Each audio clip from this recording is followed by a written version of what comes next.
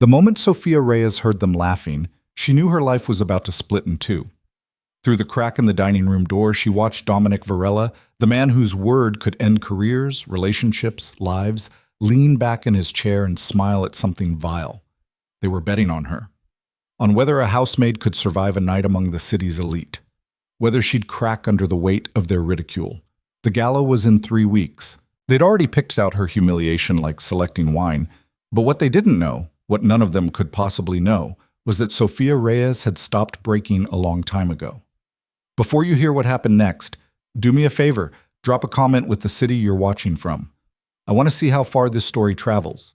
And if you stay until the end, you'll see why this night changed everything. Hit that like button, and let's begin. The Varela mansion didn't feel like a home. It felt like a museum dedicated to the religion of money. Cold marble floors that echoed every footstep. Chandeliers that cost more than most people earned in a decade. Paintings whose value was discussed more often than their beauty. Sophia had worked there for 2 years, and in all that time she'd perfected the art of being invisible. She moved through rooms like smoke, cleaning what was already clean, straightening what was already straight. The family didn't notice her. The staff barely acknowledged her. She preferred it that way. Invisibility was safety. Invisibility was survival. But tonight, invisibility failed her. She'd been clearing glasses from the study when she heard Dominic's voice drift from the dining room. Normally, she would have left immediately. The help wasn't supposed to linger near private conversations. But something in his tone made her pause. There was a lightness to it she rarely heard, almost playful. Dominic Varela didn't do playful. "Come on, Dom. You're telling me you've never thought about it?"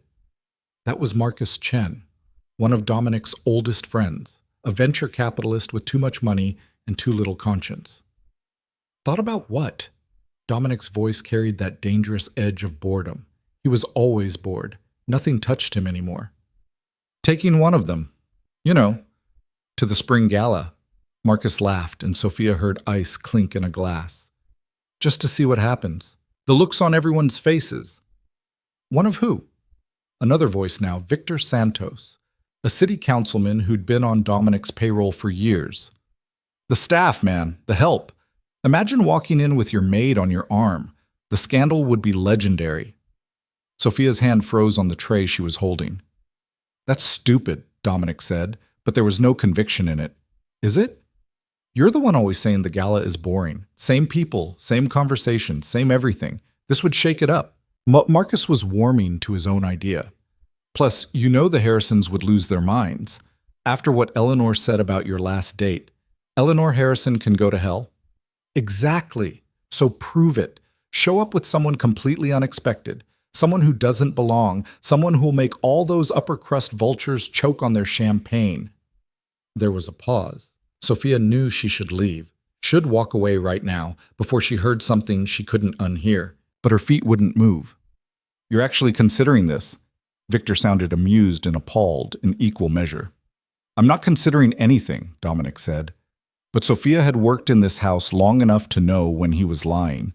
She could hear it in the slight shift of his tone, the way his words came just a fraction too quickly. What about that one? Marcus again.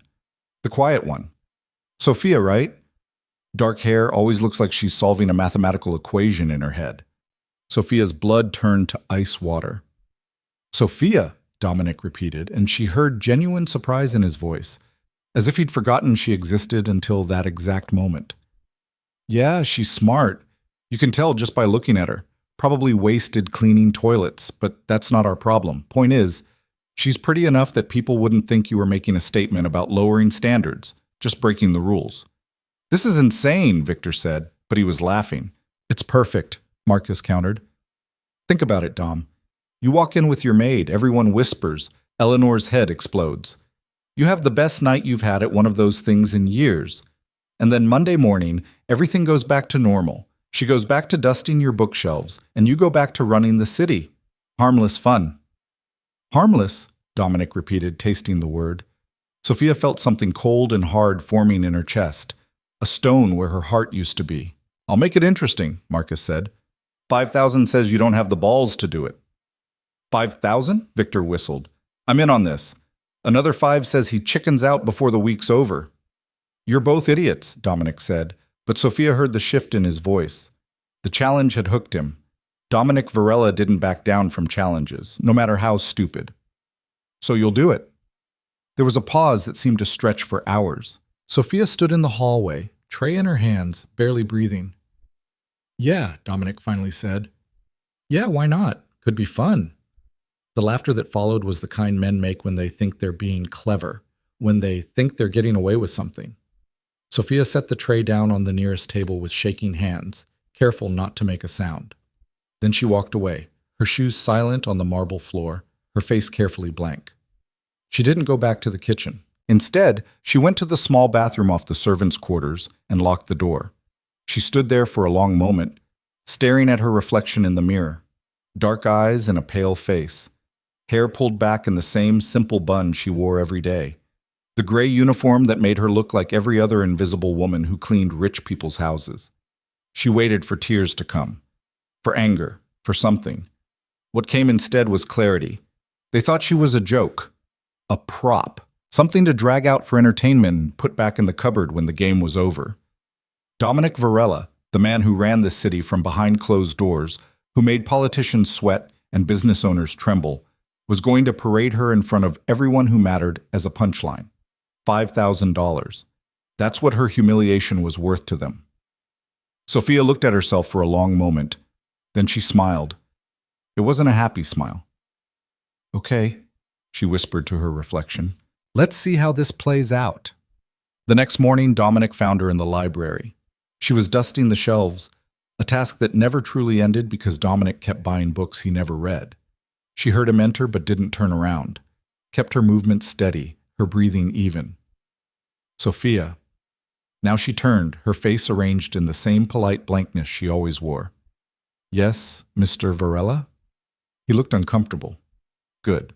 Dominic Varela, in his custom suit that cost more than she made in 6 months, shifting his weight like a nervous teenager. She waited. I have a proposal for you, he said finally. A proposal, sir? The Spring Gala. It's a charity event in 3 weeks. Very exclusive. I'd like you to attend, as my guest. Sophia kept her expression neutral, but her mind was racing. So he was actually going through with it. Part of her had hoped he'd wake up this morning and realize how cruel the whole thing was. But no. Here he was, asking her to participate in her own humiliation. May I ask why, sir? The question seemed to surprise him. He probably expected immediate acceptance. Gratitude, even. The poor housemaid, so honored to be noticed. Does it matter? He asked, an edge of irritation creeping into his voice. Yes, she said simply. They stared at each other. Sophia watched him calculate, trying to figure out what answer would get him what he wanted. She could see the lie forming before he spoke it. I think it would be good for you. Exposure to that world. Could open doors. Doors to what exactly? Networking. Opportunities. You're clearly intelligent. Too intelligent to be dusting books forever. And yet here I am, sir, dusting your books. His jaw tightened. He wasn't used to being challenged, especially not by the help. It's a generous offer, Sophia.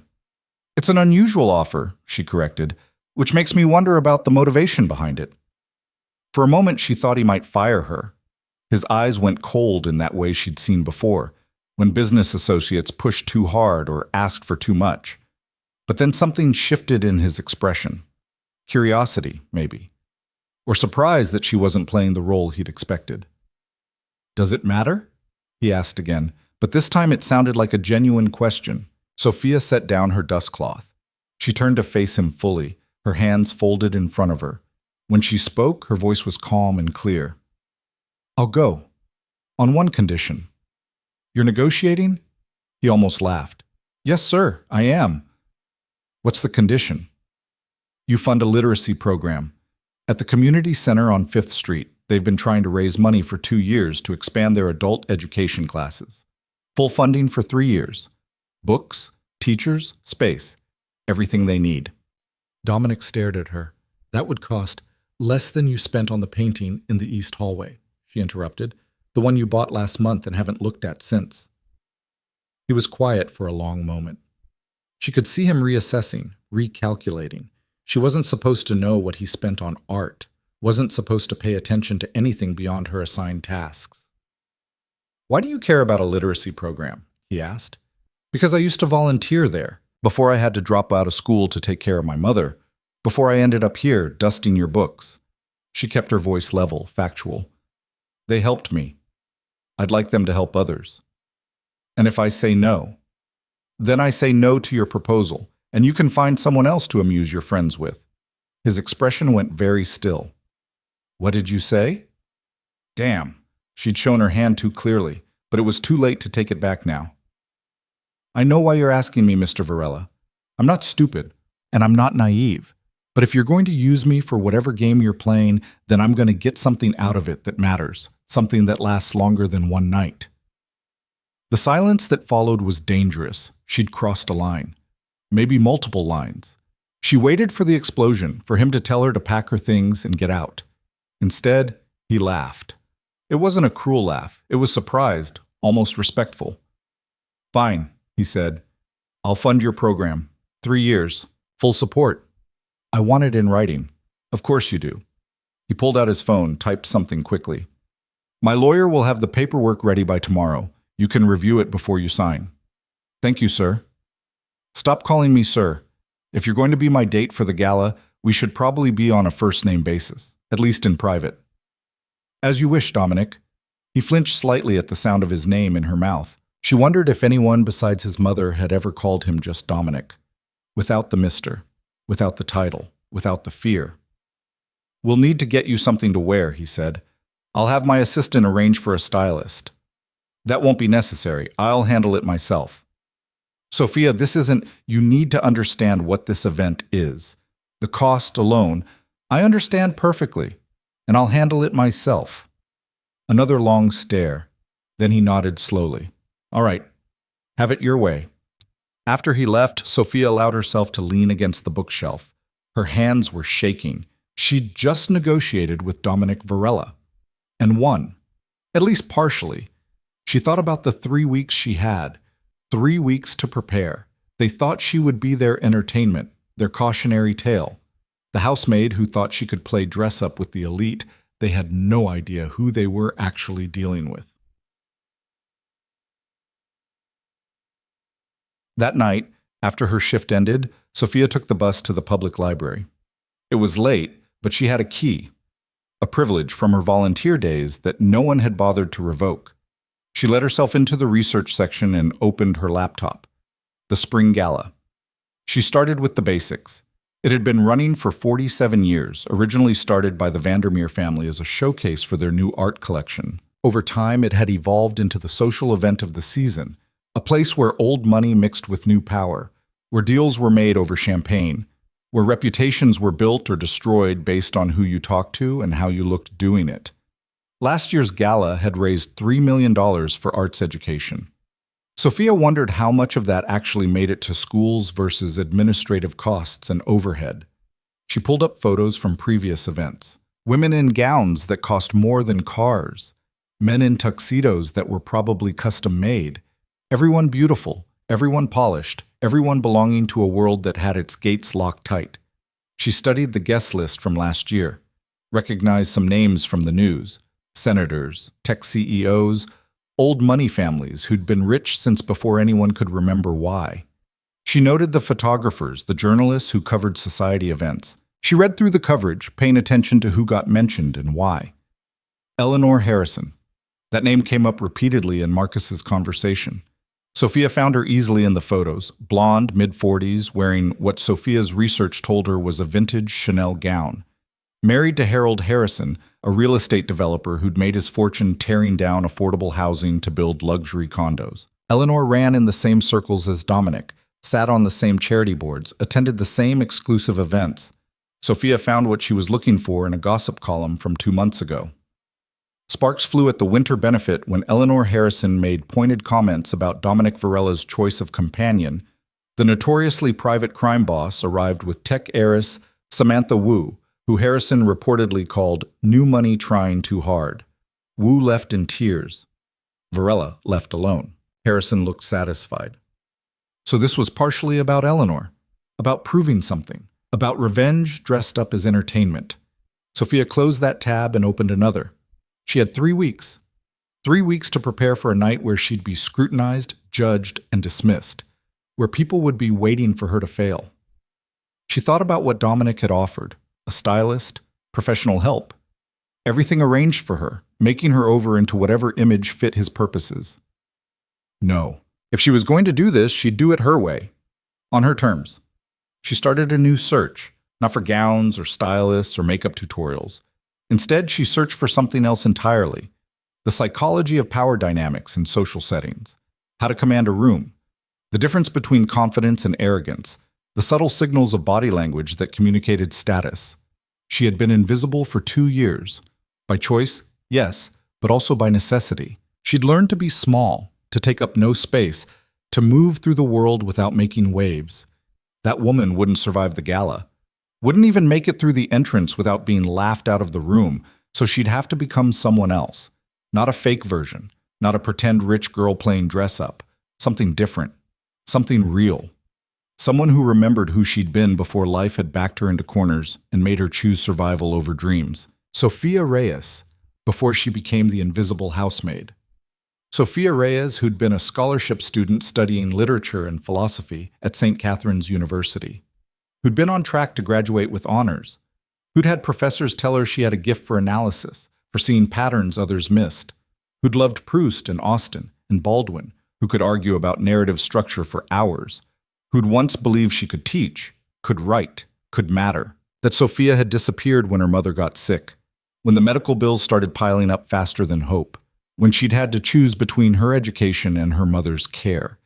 It hadn't really been a choice, but that Sophia, the one who'd read everything, who'd thought deeply about meaning and purpose and the way stories shaped reality, she was still in there, buried under 2 years of keeping her head down and her mouth shut, under the weight of exhaustion and invisible labor. The library's fluorescent lights hummed overhead. Sophia's laptop screen glowed in the darkness. She had 3 weeks to excavate herself, to remember how to be visible again. She opened a new document and started writing. Not a plan, not a strategy, just thoughts, memories, pieces of herself she'd locked away. The time would come soon enough to think about dresses and appearances and all the surface-level things that people like Eleanor Harrison used as weapons. But first, she needed to remember who she was beneath all that. Because if she was going to survive this, it wouldn't be by pretending to be one of them. It would be by being so completely herself that they had no choice but to see her. Word of the arrangement spread through the mansion staff within 48 hours. Sophia felt the shift immediately. The way conversations stopped when she entered the kitchen, the sideways glances from other housekeepers, the careful distance Maria kept while serving lunch. Only Carmen, the head cook who'd been with the Varela family for 20 years, said anything directly. "You know what you're doing?" she asked one afternoon while Sophia was taking her break in the kitchen. "No," Sophia admitted, "but I'm doing it anyway." Carmen studied her with dark, knowing eyes. "I worked for his father, you know. Before Dominic, different man, worse man." She poured Sophia coffee without asking. "Dominic acts like he's different, better, but he's still his father's son." "I know." "Do you?" Carmen leaned against the counter. "Because I've seen girls like you before. Smart girls who think they can handle men like him, who think they understand the game being played. And I've seen what happens when they realize they were wrong." "This isn't like that," Sophia said. "Isn't it?" Sophia wrapped her hands around the coffee mug. It was warm, real, solid. "He's using me for some kind of power play, social revenge, whatever, I know that. But I'm getting something out of it too. A literacy program, fully funded. That's worth one uncomfortable night." "If that's all it is," Carmen said softly. "One night.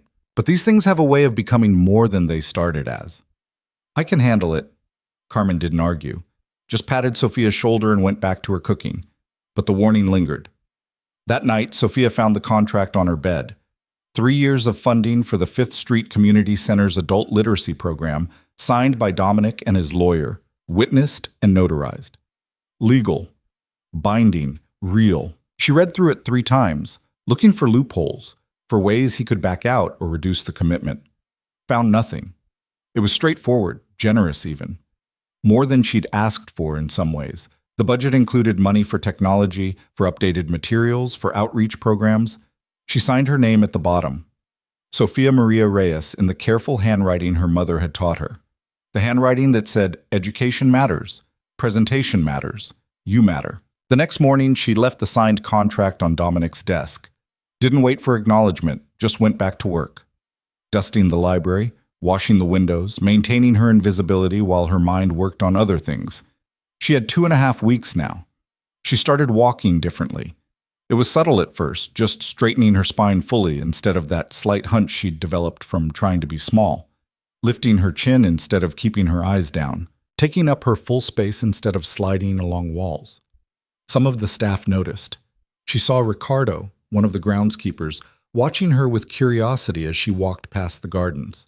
Saw Maria's eyes narrow slightly when Sofia met her gaze directly instead of looking away. She started speaking differently too.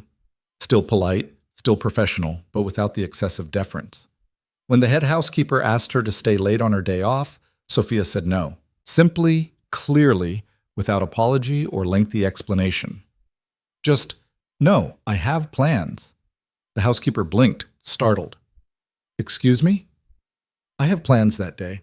I'm happy to stay late tomorrow if you need coverage, but not on my scheduled day off." "This is highly unusual, Sofia." "Yes," Sofia agreed, "but it's also my right. According to the employment contract I signed." She saw the calculation in the woman's eyes. The realization that firing someone right before they were supposed to attend a high-profile event with the boss would look suspicious, create questions. "Fine," the housekeeper said tightly. "Tomorrow then." "Happy to help," Sofia said, and meant it. She wasn't trying to be difficult, just trying to remember how to have boundaries. On her day off, she went to the university.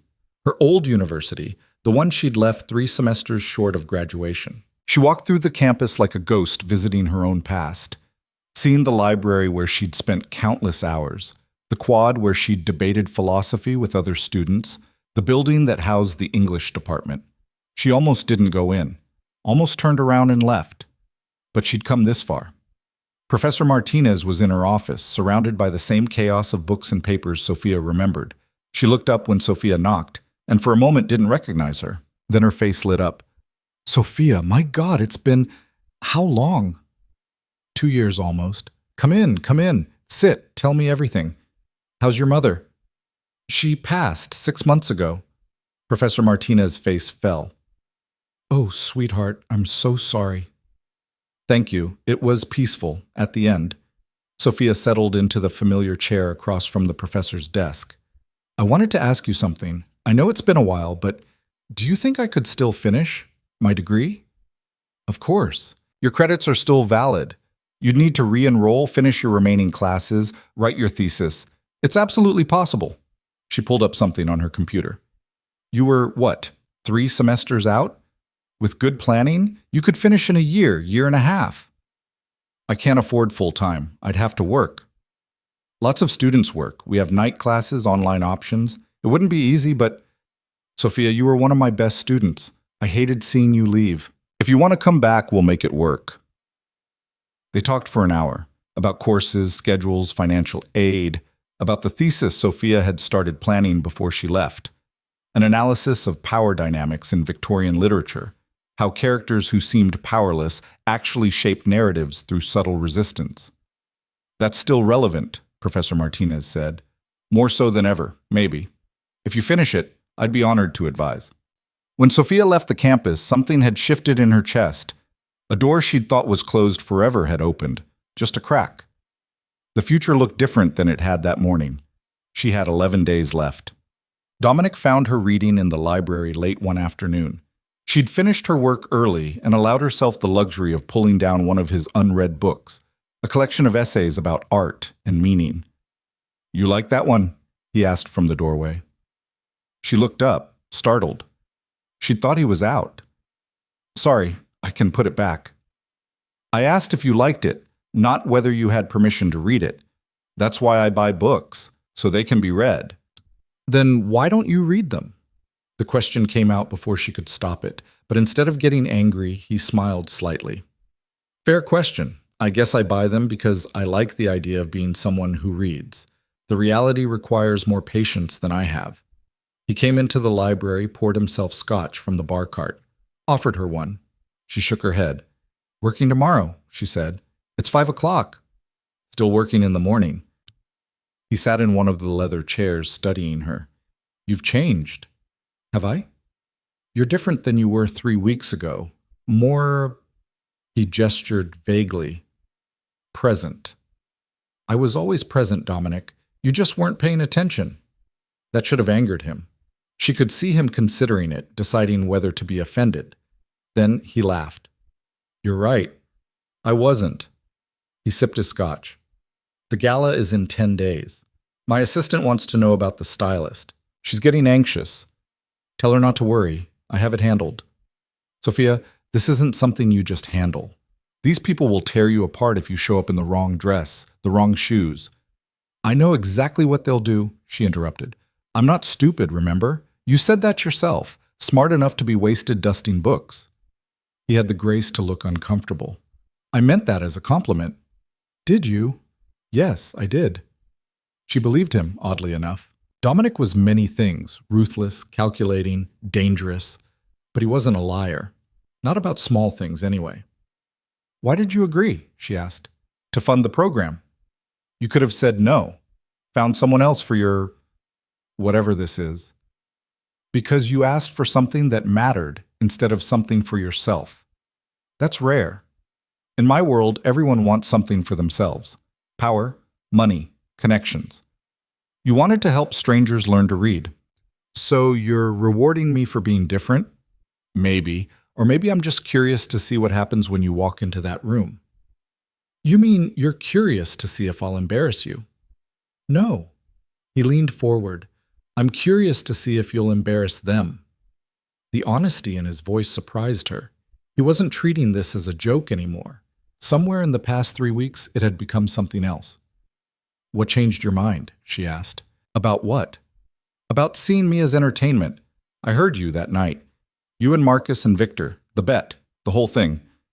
He went very still. You were listening. I was working. You were talking. The walls aren't that thick. She closed the book, set it aside. I'm not angry. Well, I was, but I'm not anymore. Because if you hadn't had that stupid conversation, you never would have noticed me. And I never would have gotten the program funded. So in a way, your cruelty accidentally did something good. I wasn't trying to be cruel. No, you were being thoughtless. Which is worse, in some ways. Cruelty requires awareness. You just didn't see me as real. The silence that followed was heavy. She watched him process that, turn it over, examine it from angles. Finally, he nodded. You're right. I'm sorry. 2 words. Simple. But she heard the weight behind them. Thank you, she said. For what it's worth, I don't see this as a joke anymore, and I'll make sure everyone there knows you're my guest. Actually my guest, not a statement or a prop or whatever I thought this was going to be. I appreciate that, but it won't matter. What do you mean? They'll think what they're going to think regardless of what you say. I've made peace with that. The question is whether I've made peace with myself. She stood, smoothed her uniform. Their conversation was over, even if he didn't realize it yet. Have you, he asked, made peace with yourself? Sophia smiled. Ask me in 10 days. Oh. With 1 week left, Sophia finally addressed the dress. She didn't go to the boutiques Dominic's assistant had suggested. Didn't book appointments at places where her year's salary might cover a hem alteration. Instead, she went to the storage unit where she'd kept her mother's things. It took an hour of searching through boxes to find it. The garment bag was dusty, yellowed with age. Inside was her mother's wedding dress from 1995. Cream-colored silk, simple lines, elegant without being flashy. Her mother had worn it once, then packed it away for a daughter who might want it someday. Sophia brought it home to her tiny apartment, the one she still kept even though she could have lived at the mansion. She spent the entire weekend with it spread across her kitchen table, carefully examining every seam, every line. The style was dated, the color was wrong for modern tastes. But the bones of it, the structure, the quality of the fabric, those were timeless. She found a seamstress in her neighborhood, an older woman who did alterations out of her living room. Mrs. Chen examined the dress with expert hands. Good silk, she said. Real silk. They don't make it like this anymore. You want me to update it? I want you to transform it, Sophia said. Keep the fabric, keep the structure, but make it new. Make it mine. They worked together over the next several days. Mrs. Chen had an eye for design that Sophia hadn't expected. Together, they deconstructed the dress, removed the dated details, restructured the bodice, created clean modern lines while preserving the integrity of the original. The cream color wouldn't do. It washed Sophia out. But Mrs. Chen knew a dyer who specialized in natural fabrics. They settled on a deep midnight blue, the color of the sky just after sunset. This will cost time, Mrs. Chen warned. The dyeing, the reconstruction. You need it when? 5 days. 5 days? Mrs. Chen shook her head. Impossible. I'll pay extra. Whatever you need. Mrs. Chen looked at her, really looked at her. This is important to you. Yes. Why? Sophia could have lied. Could have said it was just a party, just a dress. But Mrs. Chen's eyes were knowing, patient. Because I need to remember who I am, Sophia said simply. And this, my mother's dress, made new, that feels right. Mrs. Chen nodded slowly. Come back in 4 days. 3 days before this gala, Dominic called Sophia into his study. We need to talk about logistics, he said. The event starts at 8. I'll pick you up at 7:30. Where should I send the car? I'll meet you there. Sophia, that's not... I'll meet you there, she repeated firmly. I'll arrive at 8:15, not with you, on my own. He frowned. Why? Because if I arrive with you, I'm your accessory. If I arrive on my own, I'm your equal. There's a difference. But the whole point is that we're together. The whole point was that you wanted to shake things up, make a statement. I'm giving you a better one. She met his eyes. Trust me. This isn't what we agreed to. We agreed I'd attend as your guest. We agreed you'd fund the program. We didn't agree on arrival times. She softened slightly. Please, let me do this my way. He studied her for a long moment, then nodded slowly. 8:15. Don't be late. I won't be. As she turned to leave, he called after her. Sophia, I know I keep saying this, but are you sure you know what you're walking into? She paused at the door. No, but I'm walking into it anyway. 2 days before the gala, the dress was ready. When Sophia picked it up from Mrs. Chen's apartment, she barely recognized it. The midnight blue silk caught the light, shimmering without being flashy. The lines were clean, modern, elegant. It looked expensive without trying to. It looked real. You try it on, Mrs. Chen insisted. In Mrs. Chen's bathroom, Sophia slipped into the dress. It fit perfectly. Mrs. Chen had insisted on multiple fittings, getting every measurement exact. Sophia looked at herself in the small mirror.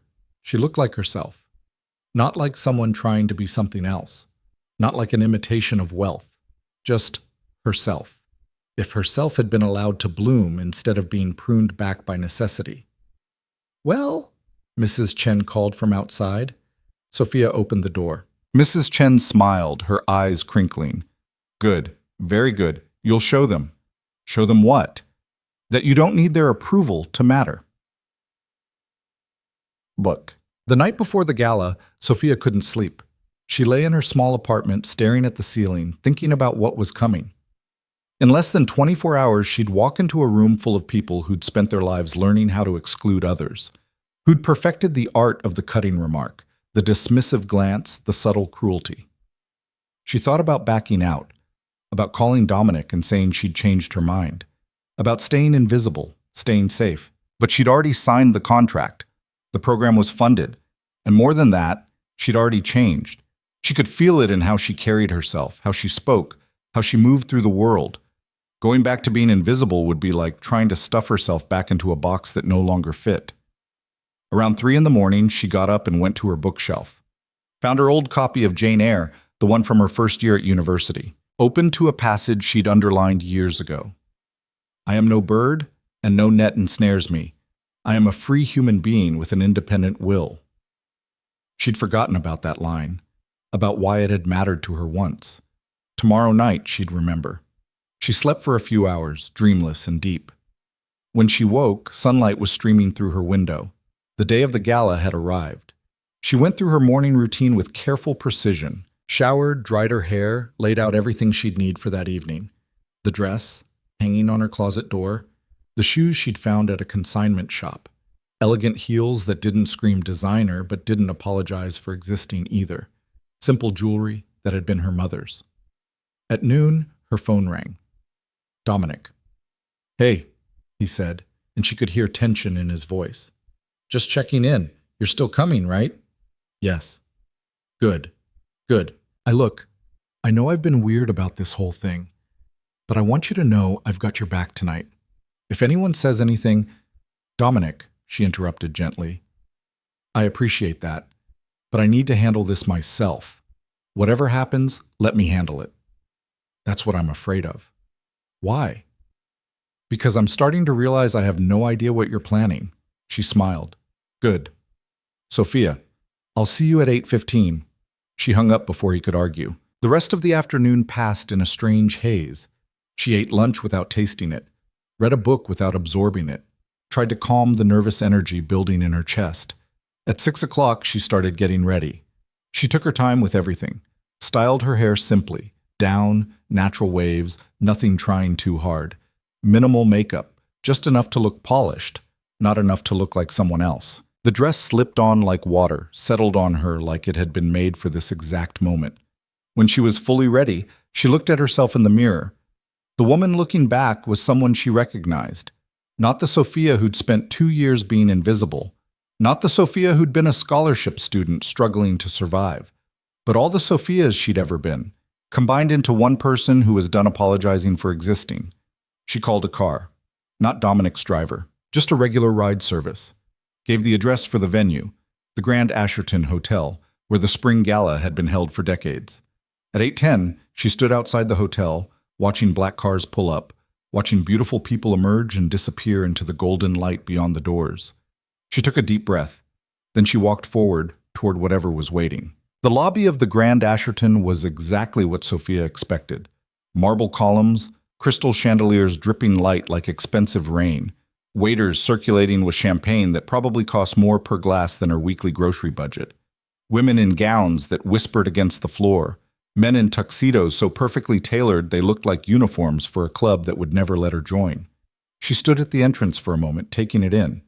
Not intimidated, just observing, making mental notes about the geography of power in this room, who stood where, who talked to whom, the invisible hierarchies that organized these people like iron filings around a magnet. A photographer near the entrance spotted her, raised his camera reflexively, then lowered it when he realized he didn't recognize her. Not worth the film. She wasn't anybody. Yet. She moved forward, and the crowd parted without realizing they were doing it. That was the first test passed. The dress worked. Mrs. Chen had been right about the color, about the lines. Sophia didn't look like she was trying to compete. She looked like she had nothing to prove. Near the bar, she spotted Marcus Chen first. He was talking to a couple in their 60s, laughing at something the man said. He hadn't seen her yet. Good. Let him be surprised. She accepted a glass of champagne from a passing waiter, more as camouflage than anything else. Took a sip. It tasted like money and poor decisions. "You look lost." Sophia turned. The woman addressing her was maybe 50, wearing diamonds that could probably pay off a small country's debt. Her smile didn't reach her eyes. "Just arrived," Sophia said evenly. "I don't think we've met. I'm Catherine Vandermeer. My family hosts this little gathering." Little gathering, right. Sophia recognized the name. Old money, the kind that predated most people's grandparents. Catherine Vandermeer wasn't just rich, she was institutional. "Sophia Reyes," she said, extending her hand. Catherine's handshake was brief, assessing. "Reyes, I don't know that family." "You wouldn't. We're not from around here." "Where are you from, dear?" The condescension in that dear was surgical. Sophia smiled. "The East Side, born and raised." Catherine's eyebrows lifted fractionally. The East Side was code for everything this room wasn't. Working class, immigrant families, people who rode buses instead of being driven. "How interesting." And what brings you to our event? I'm here with Dominic Varela. That got a reaction. Catherine's expression shifted from polite dismissal to sharp interest. Dominic, of course. Where is he? Not sure. We arrived separately. How modern. Catherine's tone suggested it was anything but a compliment. Well, enjoy yourself, dear. The silent auction is in the West Gallery if you're interested. Though I'm not sure, she paused delicately, what your price range might be. She glided away before Sophia could respond. First blood drawn. Sophia took another sip of champagne and reminded herself that this was exactly what she'd expected. Across the room, she finally spotted Dominic. He was surrounded by a cluster of men in tuxedos, all talking at once, competing for his attention. He looked bored. Then he glanced toward the entrance, probably checking for her, and went still. Their eyes met across the crowd. Sophia raised her champagne glass slightly. A small acknowledgement, nothing more. He excused himself from the group and started toward her, but before he could cross the room, Eleanor Harrison intercepted him. Sophia recognized her from the photos, blonde hair and an elaborate updo, wearing a gown that screamed designer label. Eleanor put her hand on Dominic's arm, leaned in close to say something, laughed at her own joke. Dominic's response was polite but distant. He was trying to extract himself, but Eleanor wasn't making it easy. First time at one of these? Sophia turned to find a man about her age, maybe slightly older, standing beside her.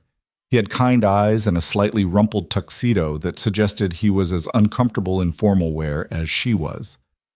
That obvious? She asked. Only because you're the only person here who looks like they're actually paying attention. He extended his hand. David Park. Reporter. I cover these things for the Metropolitan. Sophia Reyes. You here with someone or just brave? She smiled despite herself. Jury's still out on which one it is. Well, for what it's worth, you're already causing a stir. Catherine Vandermeer doesn't usually talk to people she doesn't know, and she definitely doesn't look that flustered afterward.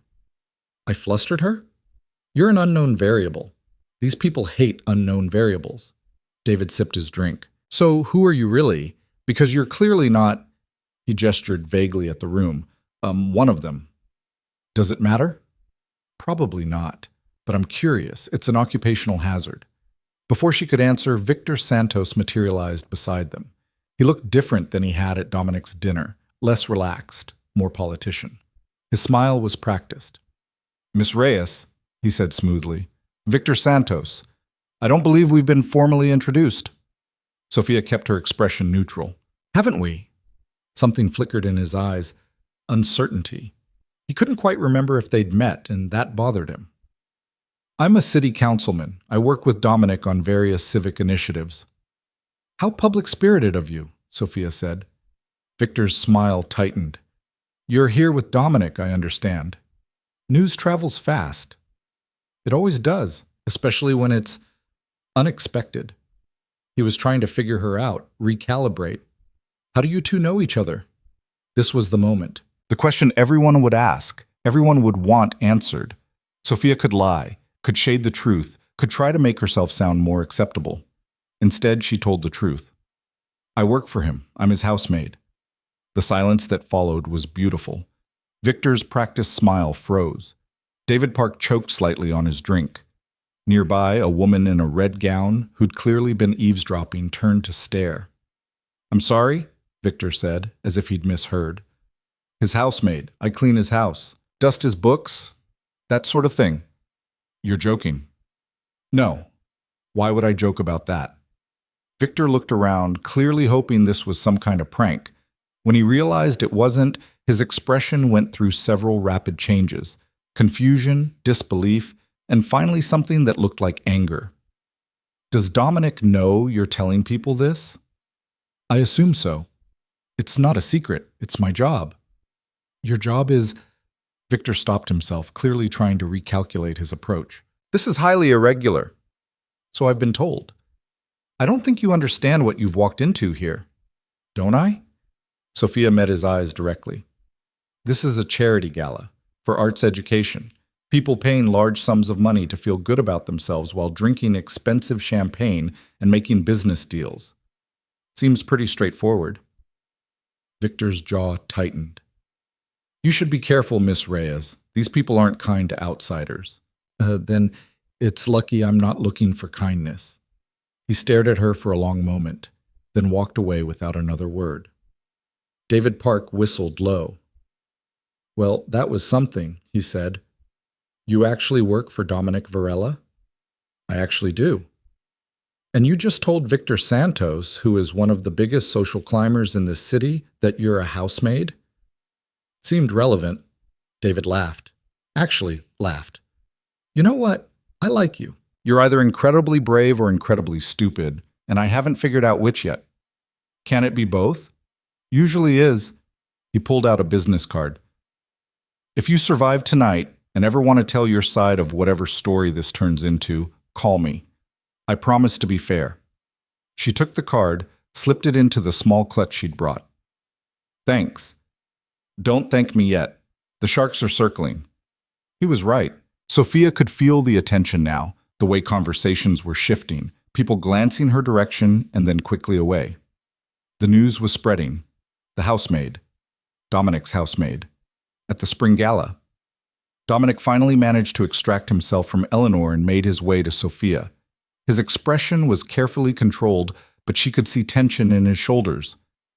You told Victor you're my maid, he said quietly. I told him the truth. We could have said you were a consultant or a business associate, something that wouldn't what? Embarrass you? Make this harder for you. She studied his face. He actually looked concerned, not for himself, but for her.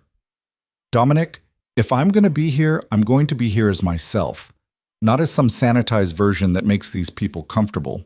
That was never the deal. I know, but... He stopped, shook his head. You're right. You're absolutely right. I just didn't expect you to lead with it. Would you prefer I lied? I'd prefer you to be safe. The word hung between them. Safe. As if she'd ever been safe in any space she'd occupied. As if safety was something she could afford to prioritize. Too late for that, she said. A woman in a silver gown approached, her smile sharp. Dominic, darling, you must introduce me to your friend. Sophia, this is Margaret Chen. Margaret Sophia Reyes. Chen? Sophia asked. Are you related to Marcus? My husband, unfortunately. Margaret's smile didn't waver. Though I try not to hold that against myself. I hear you work for Dominic. That's right. How refreshing. Most of the women he brings to these things are trying desperately to marry him. At least you have realistic expectations. The insult was delivered with such practiced sweetness that it took a moment to land. Dominic stiffened beside her. Margaret, it's fine, Sophia interrupted. She turned to Margaret with a calm smile. You're right. I do have realistic expectations. I expect people to show their true character eventually, and they rarely disappoint.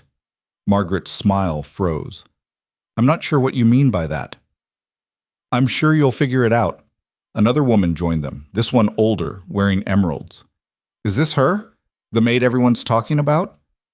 Her name is Sophia, Dominic said tightly. Of course, of course. No offense intended, dear. The woman looked Sophia up and down like she was evaluating livestock. That's a lovely dress. Is it vintage? It was my mother's wedding dress. I had it altered. How sentimental. The word dripped with disdain. Most people rent for these occasions, or buy off the rack if budget is a concern. Budget wasn't the concern, Sophia said. Meaning was. How poetic. The woman turned to Dominic. Where did you find her? She's quite articulate for...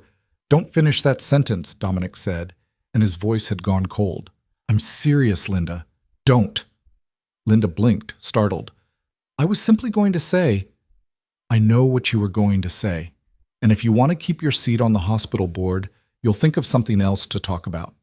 The threat was delivered quietly, almost casually, but Linda went pale. She mumbled an excuse and fled. You didn't have to do that, Sophia said. Yes, I did. That was about to get ugly. It's already ugly. That's the point, isn't it? You brought me here to make things uncomfortable. Congratulations. Mission accomplished. She walked away before he could respond, heading toward the gallery where the silent auction was set up. She needed a moment, just a moment to breathe and remember why she was doing this. The gallery was quieter, fewer people. Paintings lined the walls, modern art that Sophia suspected was expensive because it was incomprehensible. She stopped in front of a canvas that was just blue. Different shades of blue, but still, just blue. Rothko, a voice said beside her. Color field painting. This one's probably worth about $2 million. Sophia glanced over. The speaker was a man in his 30s, wearing a tuxedo that fit like it had been made for him. He had dark hair and an easy smile that didn't quite reach his eyes. The $2 million for blue paint, she said. It's not about the paint. It's about the meaning, the emotion, what it makes you feel. What does it make you feel? He considered. Honestly, like I'm at a party where people spend $2 million on blue paint. Despite everything, Sophia laughed. Fair answer. I'm Andrew Vandermeer. Related to Catherine? Unfortunately, she's my mother. He said it with the weariness of someone who'd been explaining his family for years. You're Sophia, the housemaid who's causing all the drama. Is that what I'm doing? According to my mother, you're single-handedly destroying the social order. According to everyone else, you're the most interesting thing to happen at one of these in years. He studied her. Can I ask you something? You're going to anyway. Why did you come? You had to know it would be like this. Sophia looked back at the painting. $2 million worth of blue. Because I was tired of being invisible, she said finally. And because someone offered me a chance to be visible. Even if it meant walking into a room full of people who hate me for it. They don't hate you, don't they? No, they're threatened by you. There's a difference. Andrew leaned against the wall. See, everyone here knows their place, knows the rules. You're breaking rules they didn't even know could be broken. That's terrifying to them. Good, he smiled. Yeah, good. He pushed off the wall. For what it's worth, I hope you make it through the night. We could use more people like you in this world. People like me? People who give a damn about something other than themselves. He walked away, leaving Sophia alone with the expensive blue painting. She stared at it for a while longer, trying to see what $2 million of meaning looked like. All she saw was blue. When she returned to the main ballroom, dinner was being announced. She found her seat at Dominic's table. Of course she was at his table. The seating arrangement alone was probably causing heart palpitations among the event organizers. The table included Marcus Chen and his wife Margaret, Victor Santos and his wife Amanda, a tech CEO named Richard something, and Eleanor Harrison with her husband Harold. Everyone was already seated except Eleanor, who arrived a moment after Sophia, clearly timing her entrance. Eleanor's eyes went wide when she saw Sophia in the chair next to Dominic's. Oh, she said, her voice carrying across the table. I didn't realize we were doing assigned seating for everyone. Everyone who was invited. Yes, Dominic said coolly. Eleanor slid into her seat, her smile tight. Of course, how inclusive. She turned to Sophia with exaggerated interest. So Sophia, was it? Tell us about yourself. What do you do? I work for Dominic. Yes, so I heard. In what capacity? Here it was again, the moment of truth, over and over. I'm his housemaid. Harold Harrison choked on his water. Richard the tech. CEO's eyebrows shot up. Amanda Santos looked like she wanted to disappear under the table.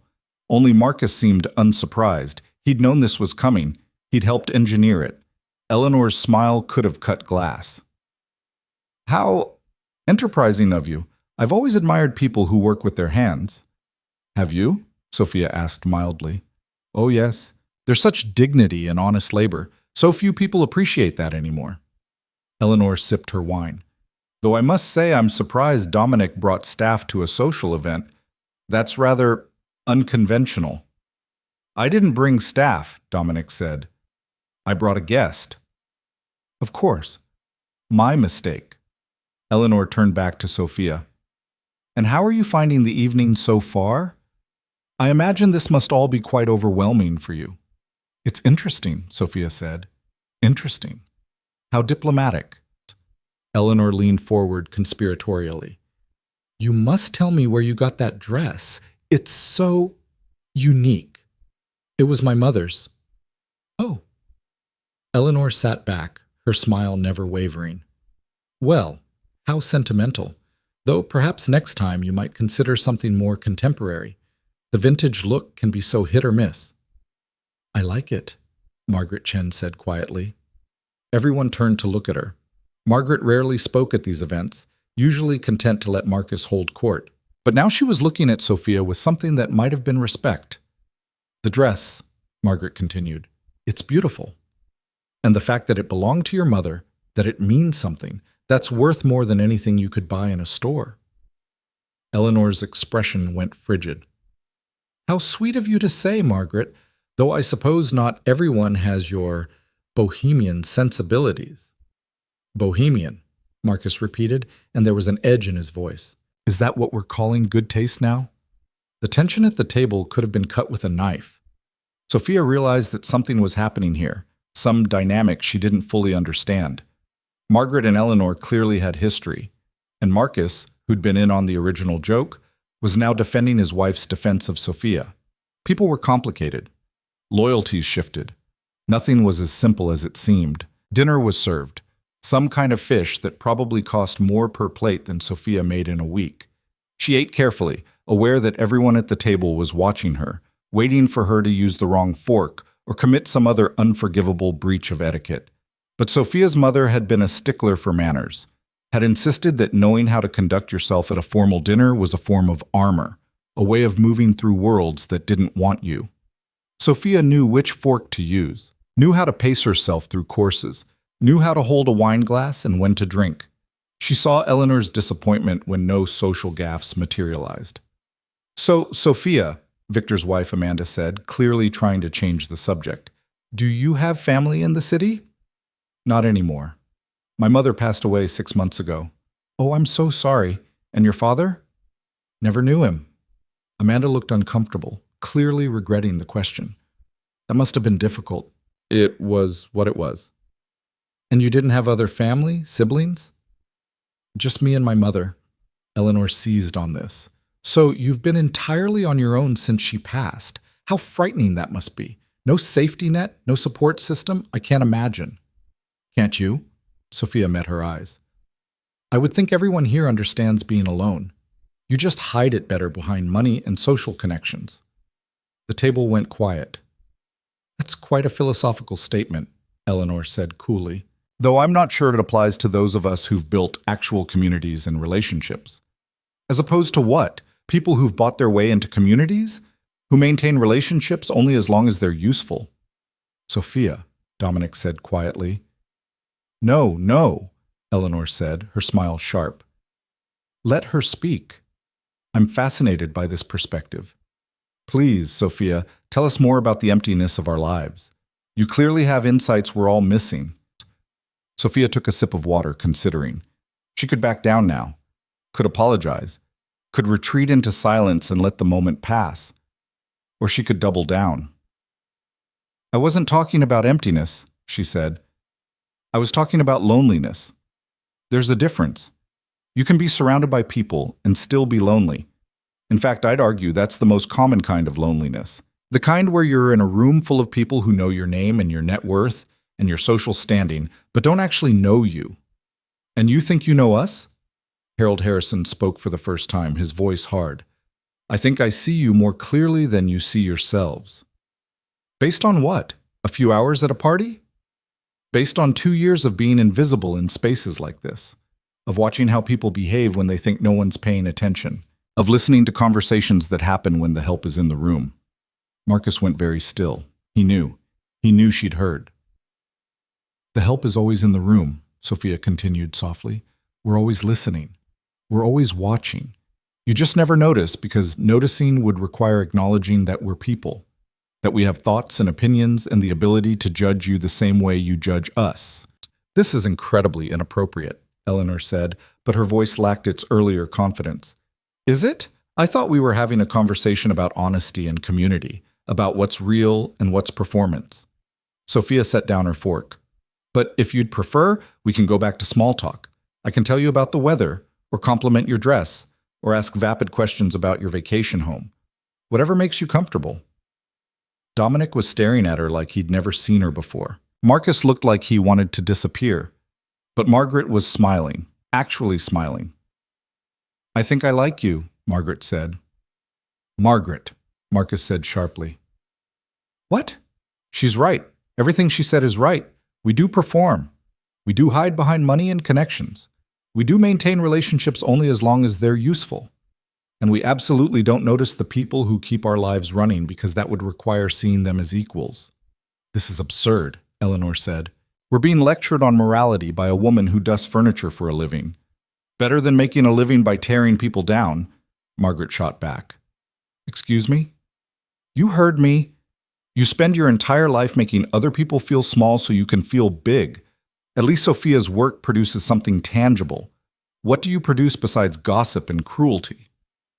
Eleanor's face went red. How dare you? Ladies, Richard the tech CEO interrupted. Perhaps we should let them finish, Dominic said. I'm finding this more interesting than most conversations I have at these things. Eleanor stood abruptly. I won't sit here and be insulted. Then don't, Margaret said calmly. No one's forcing you to stay. For a moment, it seemed like Eleanor might actually leave, but that would be admitting defeat. Instead, she sat back down, her posture rigid, her expression murderous. The rest of dinner passed in uncomfortable silence. When the plates were cleared and people began to drift away from tables, Sophia excused herself. She needed air, needed to be away from the weight of all those stares, all that judgment. She found a balcony off the main ballroom, empty except for the night air and the city lights below.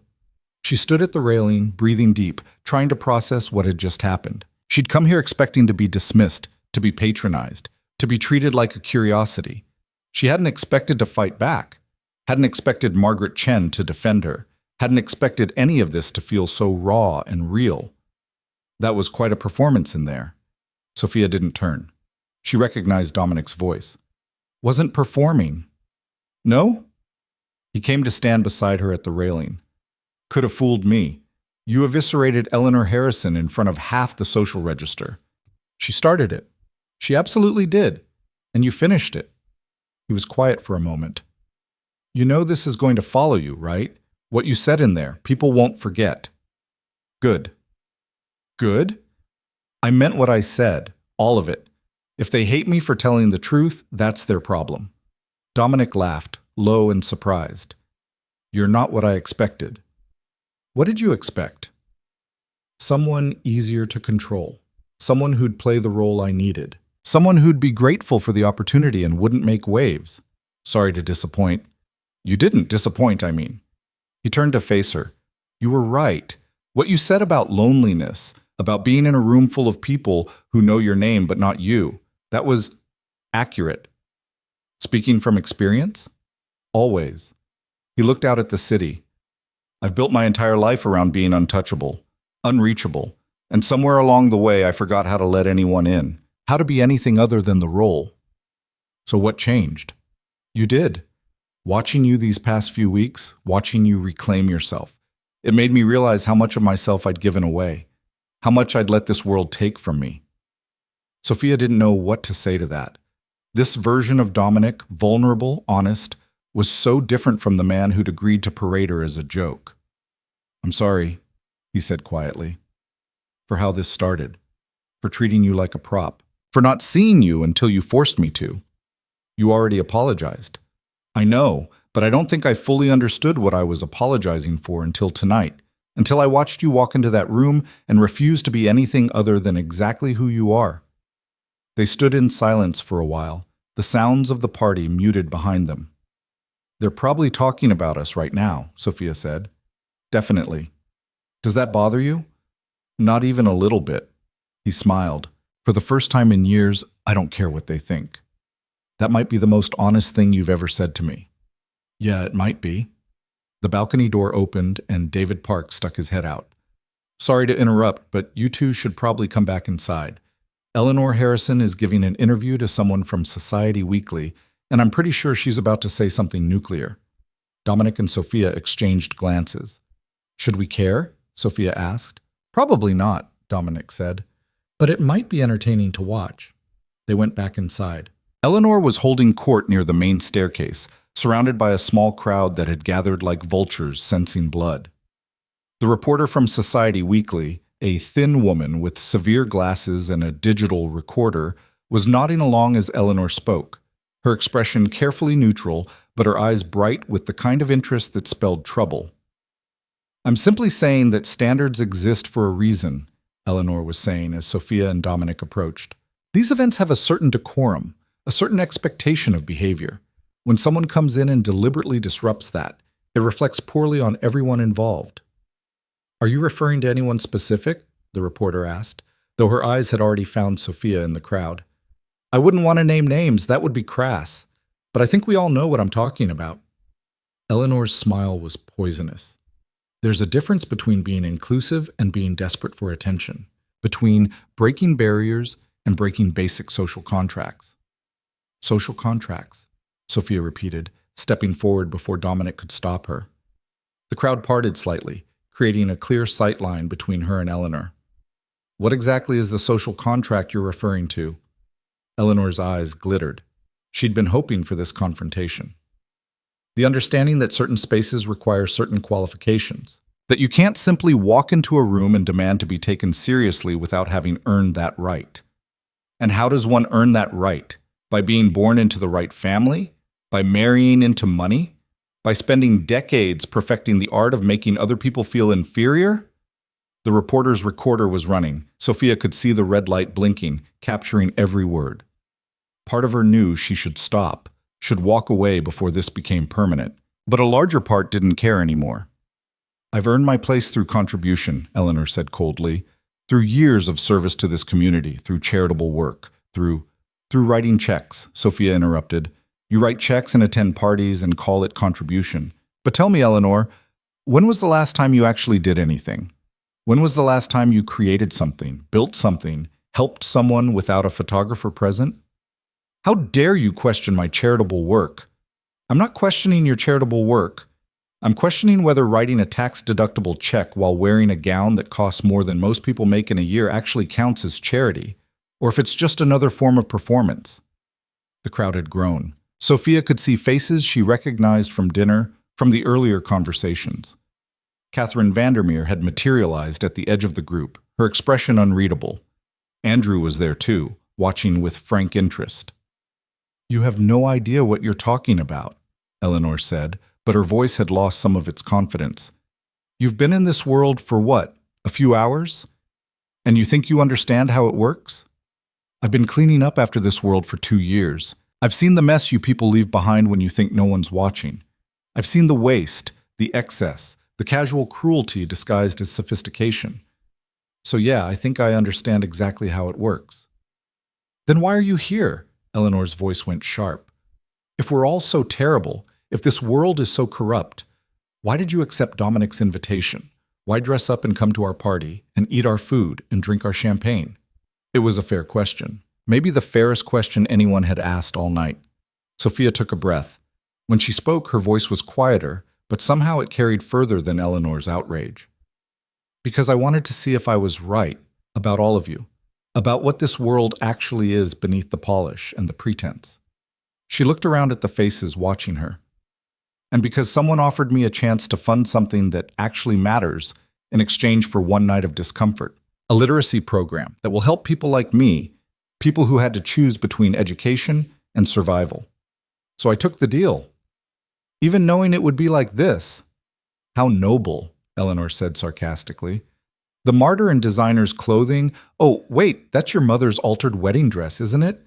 How very touching." "At least it means something." Margaret Chen's voice cut through the crowd. She'd followed them from the balcony, and now she stepped forward to stand beside Sophia. "Unlike that Dior you're wearing that you'll donate to charity next month for another tax write-off." "Stay out of this, Margaret," Eleanor snapped. "Why? Because you only like it when people stay in their designated boxes? When wives stay quiet and housemaids stay invisible, and no one questions the system that keeps you on top?" Marcus appeared beside his wife, looking uncomfortable, but not stopping her. Victor Santos was there too, his politician's smile frozen in place as he tried to gauge which way the wind was blowing. "This is absurd," Eleanor said. "I won't stand here and be lectured by—" "By who?" Sophia asked. "By someone beneath you? Someone who doesn't belong? Someone who reminds you that your position is arbitrary and your power is borrowed?" "My position is earned. Your position is inherited. You were born into a family with money and connections. You married a man with more money and more connections. And you've spent your entire life mistaking that accident of birth for actual achievement. The silence that followed was absolute. Even the reporter had stopped moving, her recorder still running, but her professional detachment cracked by genuine shock. Eleanor's face had gone white. You little... Careful, Dominic said softly, stepping forward for the first time. Whatever you're about to say, think very carefully about whether you want it on record. Eleanor turned on him.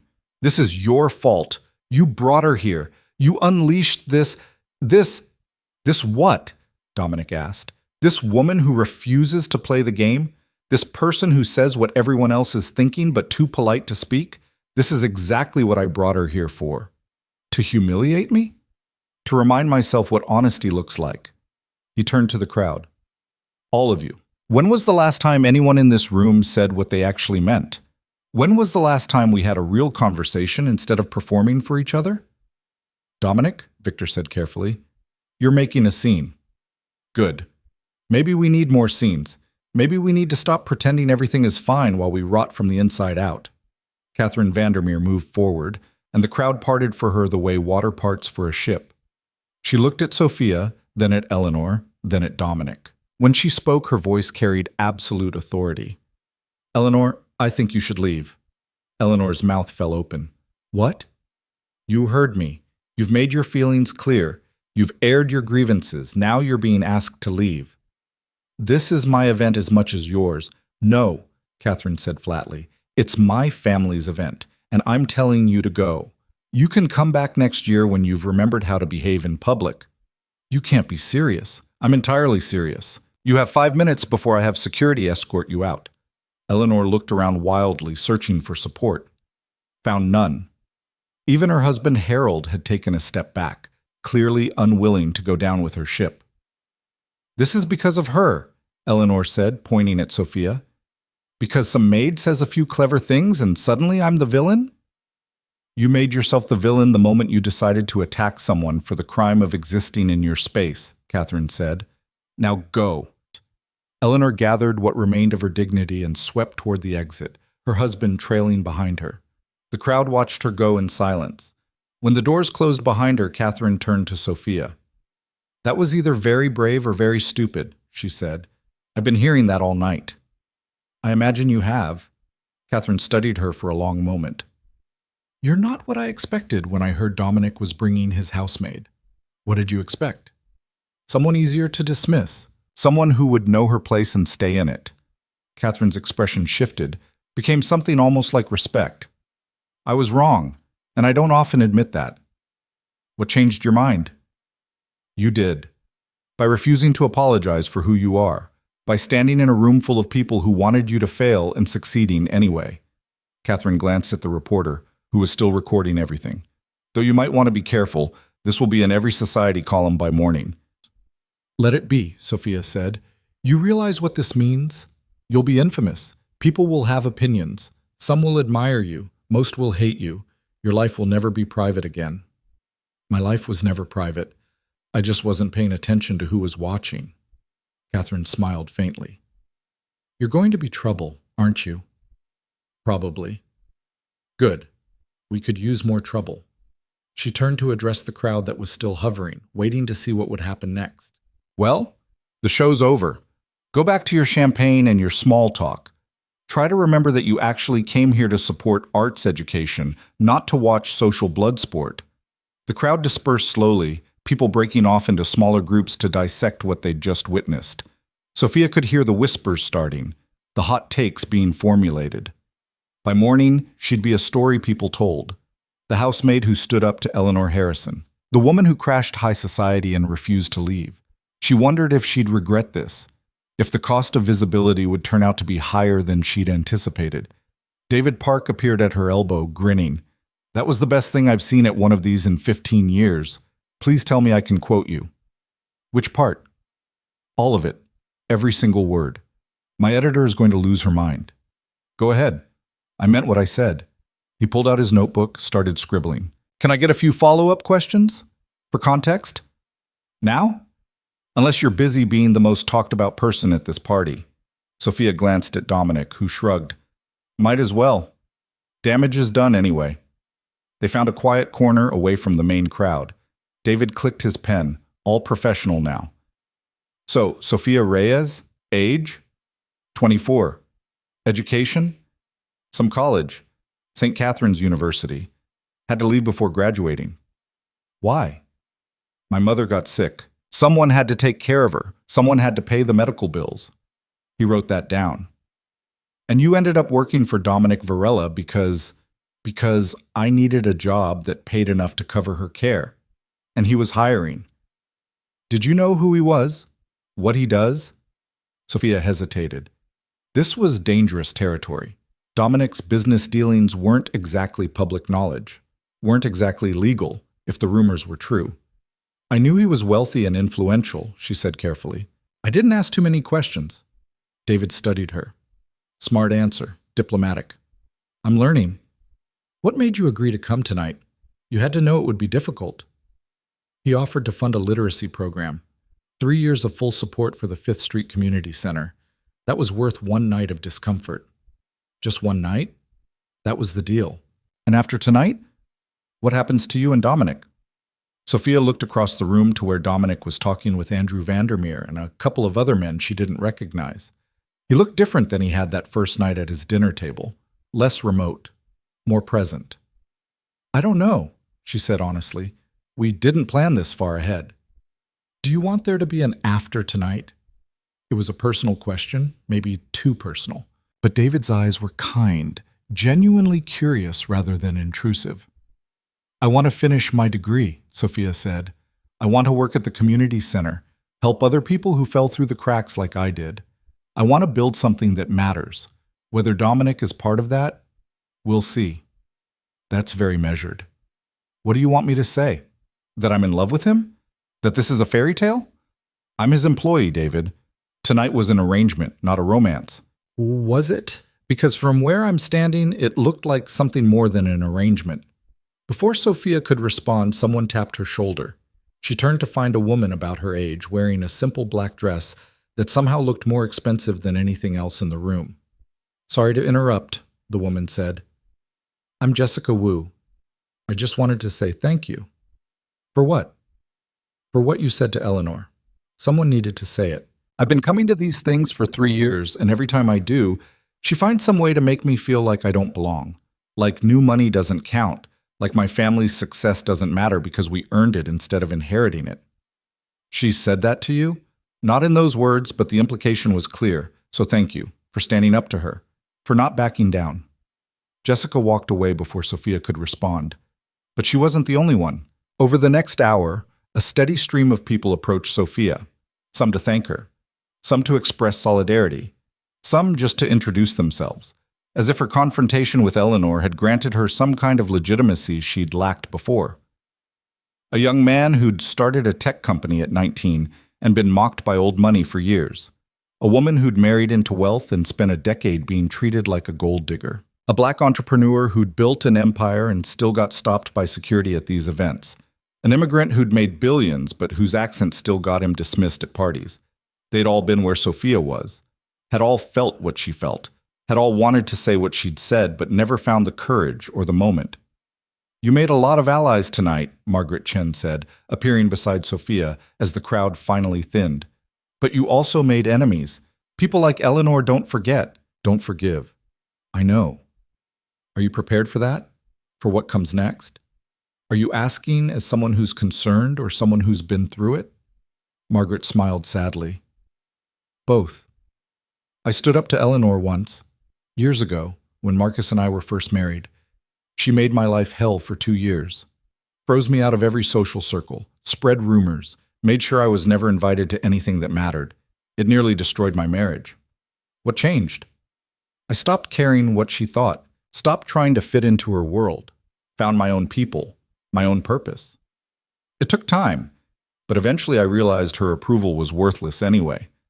Do you regret it, standing up to her?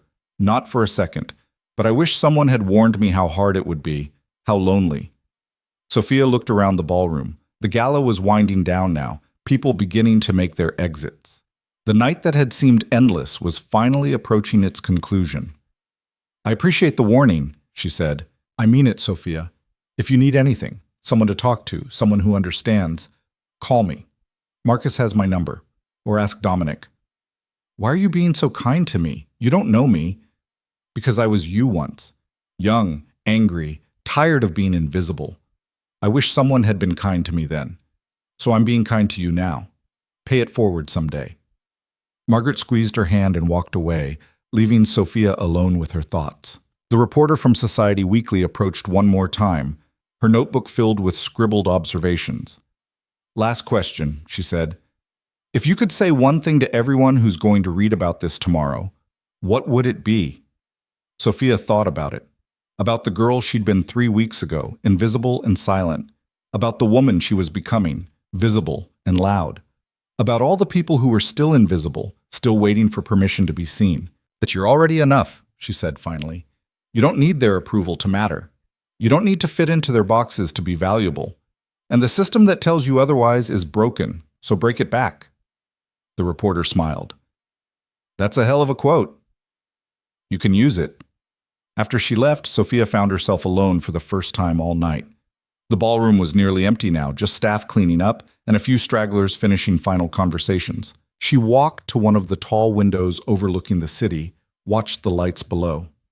Somewhere out there was her apartment, the community center, the university where she'd left her dreams on hold, the life she'd built out of necessity rather than choice. Tomorrow, that life would still be there. The dishes would still need washing, the floors would still need cleaning, the bills would still need paying, but something had shifted tonight. Some fundamental understanding of who she was and what she was worth. She'd walked into this room expecting to be diminished and had walked out having diminished her diminishers instead. "Ready to go?" Dominic had appeared beside her, jacket slung over his shoulder, tie loosened. He looked tired but satisfied. "Yeah," she said. "I think I am." They walked toward the exit together, not touching but moving in sync. At the door, Catherine Vandermeer was saying goodbye to the last few guests. She saw them coming and smiled. "Leaving so soon?" she asked Dominic. "I think we've caused enough trouble for one night." "Speak for yourself. I could watch Sophia verbally dismantle people for hours." Catherine turned to Sophia. "I meant what I said earlier. You're going to be trouble, but the good kind. The kind that makes people uncomfortable enough to actually change." "I wasn't trying to change anyone." "I know, that's what makes it effective. You weren't performing revolution, you were just refusing to perform at all." She handed Sophia a business card. "My personal number. If you ever want to talk about actually leveraging this moment into something lasting, call me. I have resources, connections, and I'd like to help." "Why?" "Because I'm old enough to recognize when the world needs shaking up, and I'm rich enough to enjoy watching it happen without worrying about the consequences." Sophia took the card, slipped it into her clutch alongside David Parks. The night was ending, but something else was beginning. She wasn't sure what yet. They walked out into the cool night air. Dominic's driver was waiting, but Sophia shook her head. "I'll take a cab." "Sophia, it's late.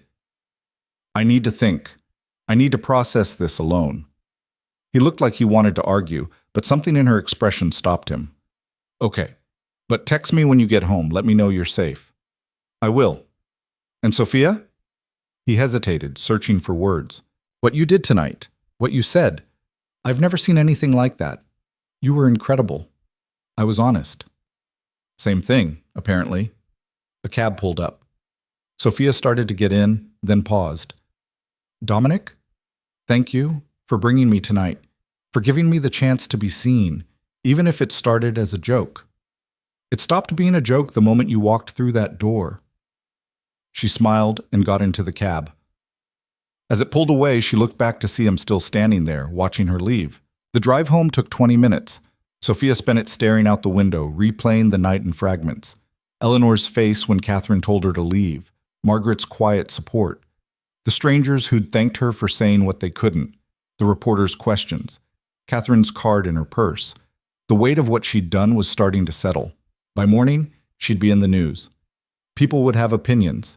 Her name would be attached to this story, this moment, forever. She thought about calling it all off, asking David Park not to run the story, telling Catherine she'd changed her mind, going back to being invisible. But when the cab pulled up to her apartment building, when she climbed the stairs to her tiny one-bedroom with its peeling paint and narrow windows, when she looked at herself in the bathroom mirror, still wearing her mother's transformed dress, her face tired but alive, she knew she wouldn't take any of it back. She'd been seen tonight, really seen. Not as a housemaid or a charity case or a social experiment, but as herself. Complicated and angry and honest and real, and she'd seen them too, had seen past the polish to the rot beneath, had seen the Emperor's new clothes for the naked power play they were. You couldn't unsee that, couldn't go back to believing the lie once you'd named it. Her phone buzzed, a text from Dominic. "Home safe?" She smiled and typed back. "Home safe. Get some sleep. Tomorrow's going to be interesting." More interesting than tonight? Different interesting, trust me. She set down her phone and carefully removed the dress, hanging it in her closet with the same care she'd taken putting it on. Tomorrow, she'd be Sophia Reyes, the infamous housemaid who crashed high society. But tonight, she was just Sophia Reyes, tired and exhilarated and more herself than she'd been in years. She fell asleep thinking about blue paint, about $2 million worth of meaning that she still didn't fully understand, about value and worth and the difference between the two. About what happened when you stopped waiting for permission to matter and just started mattering anyway. The morning light was too bright, too insistent. Sophia woke to her phone buzzing like an angry wasp on the nightstand.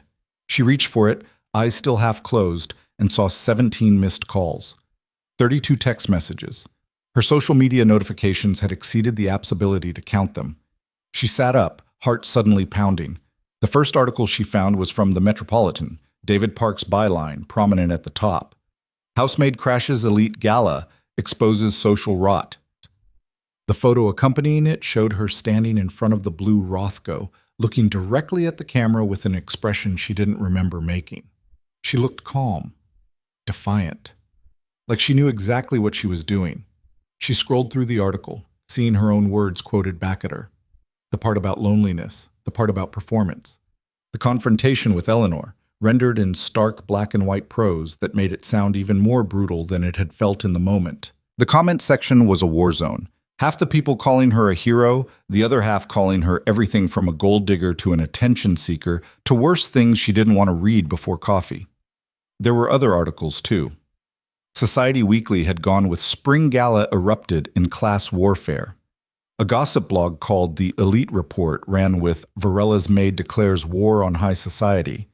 Even legitimate news outlets had picked it up, framing it as a story about income inequality and social mobility.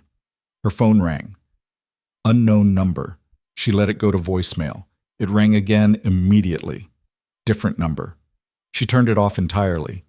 The apartment felt smaller suddenly, like the walls were closing in.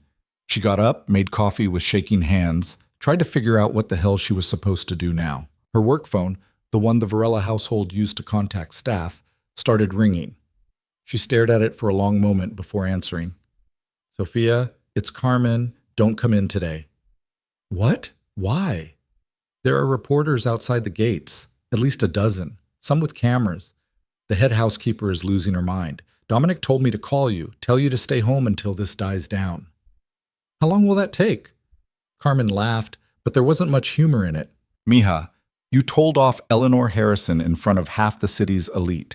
This isn't dying down anytime soon." After she hung up, Sophia stood in her kitchen, coffee cooling in her hands, trying to process the shape her life had taken overnight. Yesterday, she'd been invisible. Today, she was infamous. The apartment buzzer rang. She ignored it. It rang again. Then her personal phone lit up with a text from a number she didn't recognize. "It's David Park. I'm downstairs. We need to talk." She thought about ignoring him too, but David had been fair last night, had written the truth as she'd spoken it. She buzzed him up. He looked like he hadn't slept. His hair was disheveled, his shirt wrinkled. He was carrying 2 coffees and a bag from the bakery down the street. "Peace offering," he said, holding them out. "Also breakfast. You're probably going to need it." She let him in. The apartment looked even smaller with another person in it. She cleared space at her tiny kitchen table and they sat. "So," he said, "you've seen the coverage." Some of it. It's everywhere. The story went viral around 3 a.m. I've had calls from CNN, from the Times, from morning shows. Everyone wants to talk to you. I don't want to talk to anyone. I figured that's why I'm here, to give you a heads up about what's coming and maybe help you navigate it. Why would you help me? Because I like you. Because you said something true and now you're going to get crucified for it. And because I've seen this happen before, someone becomes a symbol overnight and has no idea how to handle it. It usually ends badly. Sophia sipped the coffee he'd brought. It was good. Better than the stuff she made at home. What do you suggest? She asked. First, don't talk to anyone unless you trust them completely. Don't respond to comments online. Don't try to explain yourself or defend yourself. Anything you say right now will be twisted to fit whatever narrative people want to tell. What narrative is that? Depends who's telling it. To some people, you're a working-class hero standing up to entrenched power. To others, you're an ungrateful employee biting the hand that feeds you. To Eleanor Harrison's friends, you're a social climber who showed her true colors. Everyone's going to project their own story onto you. That's wonderful. It gets worse. Someone already dug up your academic records from St. Catherine's, found out you were on scholarship, left before graduating. There are think pieces being written about the student debt crisis, about women forced to choose between education and family. You're a case study now. Sophia felt sick. I didn't ask for any of this. No, but you walked into that gala and spoke truth to power. That has consequences. I was just tired of being invisible. Well, you're definitely not invisible anymore. He pulled out his notebook. Can I ask you something? Off the record, just for my understanding. Go ahead. What happens now with you and Dominic? It was the same question he'd asked last night. She still didn't have a good answer. I don't know. Yesterday, I was his employee. Today, I'm... What? A news story? A liability? You're a person who stood up for herself. That's not a liability. Tell that to the people calling me a gold digger in the comments. Screw them. They don't know you. David leaned forward. But here's the thing, Sophia. You have a choice now. You can retreat, go back to being invisible, wait for this to blow over. Or you can own it. Use the platform you've accidentally created. Say something that matters. I already said what I wanted to say. Did you? Because from where I'm sitting, you just got started. Before she could respond, there was a knock at the door. Loud, insistent. Not the buzzer from downstairs. Someone was on her floor at her actual door. David stood. You expecting anyone? No? He moved to the door, looked through the peephole, then turned back to her with raised eyebrows. It's Dominic Varela. Of course it was. Sophia opened the door. Dominic stood in her narrow hallway, looking completely out of place in his expensive suit. His driver must be waiting downstairs, blocking traffic. He saw David and his expression tightened. Am I interrupting? David was just leaving, Sophia said. David gathered his things but paused at the door. Remember what I said. Don't engage, don't explain, just breathe. After he left, Dominic and Sophia stood in her small apartment, the silence heavy between them. You saw the coverage, he said finally. Everyone saw the coverage. Are you okay? I don't know yet. Ask me in a week. He moved to the window, looked out at the street below.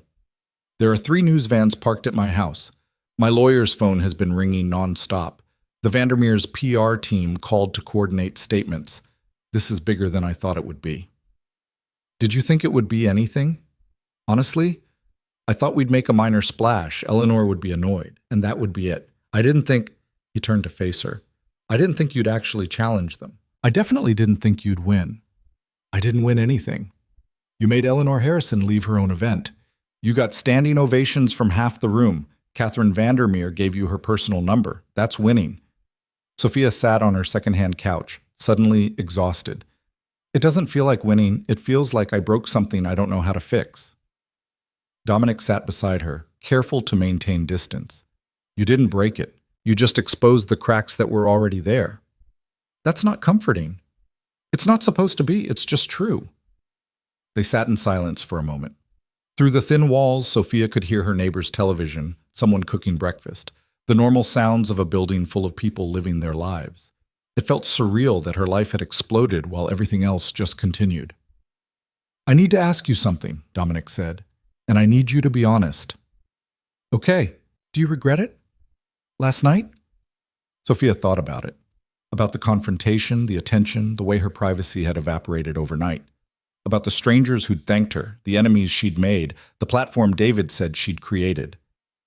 No, she said finally. I don't regret it, but I'm scared of what comes next. What are you scared of? That this is all I'll ever be now. The housemaid who crashed the gala. That story, frozen in time, that I'll spend the rest of my life being defined by one night instead of by what I actually do.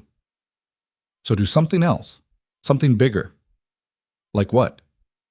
Finish your degree, work at the community center, build the life you actually want instead of the life that got forced on you. He paused. You don't have to keep working for me, you know. The literacy program is funded regardless. The contract doesn't require you to stay. Are you firing me? I'm giving you a choice. You can keep cleaning my house and pretending to be invisible, even though everyone in the city now knows your name. Or you can use this moment to actually change your life. It was a strange offer, coming from someone who'd built his empire on control. Dominic Varela didn't give people choices. He made demands and expected compliance. What do you want? Sophia asked. I want you to be happy. I want you to finish what you started, not last night, before that. Before you had to drop out, before you had to choose between your mother and your future. Why do you care? Because watching you these past weeks reminded me that people can change, that we're not stuck in the roles we've been assigned, and if you can change, maybe I can too. Her phone started ringing again. Then there was another knock at the door. The outside world wasn't going to leave them alone. I should go, Dominic said, standing. Let you figure things out. Wait. Sophia stood too. What happens with us? Are we just done? I don't know. What do you want to happen? She didn't have an answer. 3 weeks ago, she'd been his invisible employee. 2 weeks ago, they'd made a deal. 1 week ago, she thought she understood what this was. Now everything had changed and she didn't know what they were to each other anymore. I need time, she said, to think, to process, to figure out who I am without being someone's employee or someone's scandal. Take all the time you need. After he left, Sophia stood in her apartment, listening to the city outside. The phone kept ringing. The neighbors kept living their lives. The world kept turning. She thought about David's suggestion, about owning this moment instead of hiding from it, about what Catherine Vandermeer had said, leverage this into something lasting. She picked up her laptop and started writing, not for publication, just for herself, trying to make sense of what had happened, what it meant, where she went from here. The words came slowly at first, then faster. She wrote about invisibility and visibility, about the cost of speaking truth, about how easy it was to become a symbol and how hard it was to remain human underneath that weight. She wrote until her hands cramped and the sun shifted across her floor. Wrote until she'd processed enough to breathe again. Then she called Professor Martinez. Sophia, I saw the news. Are you okay? I will be. Can we meet? I want to talk about re-enrollment. The next few days were a blur. Sophia didn't leave her apartment, but the world came to her anyway. Interview requests piled up. Her social media following exploded.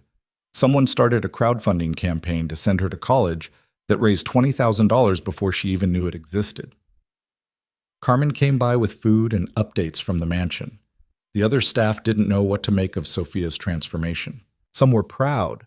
Others felt betrayed, like she'd made their jobs harder by association. Maria had quit entirely, saying she couldn't work somewhere so public anymore. Dominic's different, Carmen said, unpacking groceries into Sophia's mostly empty fridge. Quieter, thoughtful. I've worked for that family for 20 years and I've never seen him like this. Like what?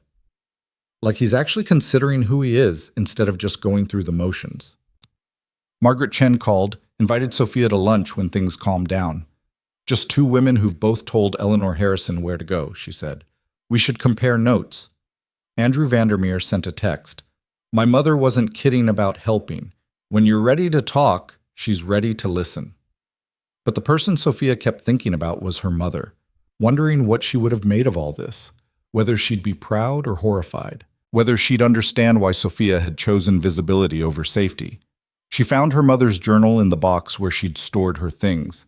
The entries were sparse, written in the careful handwriting Sophia had inherited. Most of them were practical: grocery lists, doctor's appointments, medication schedules.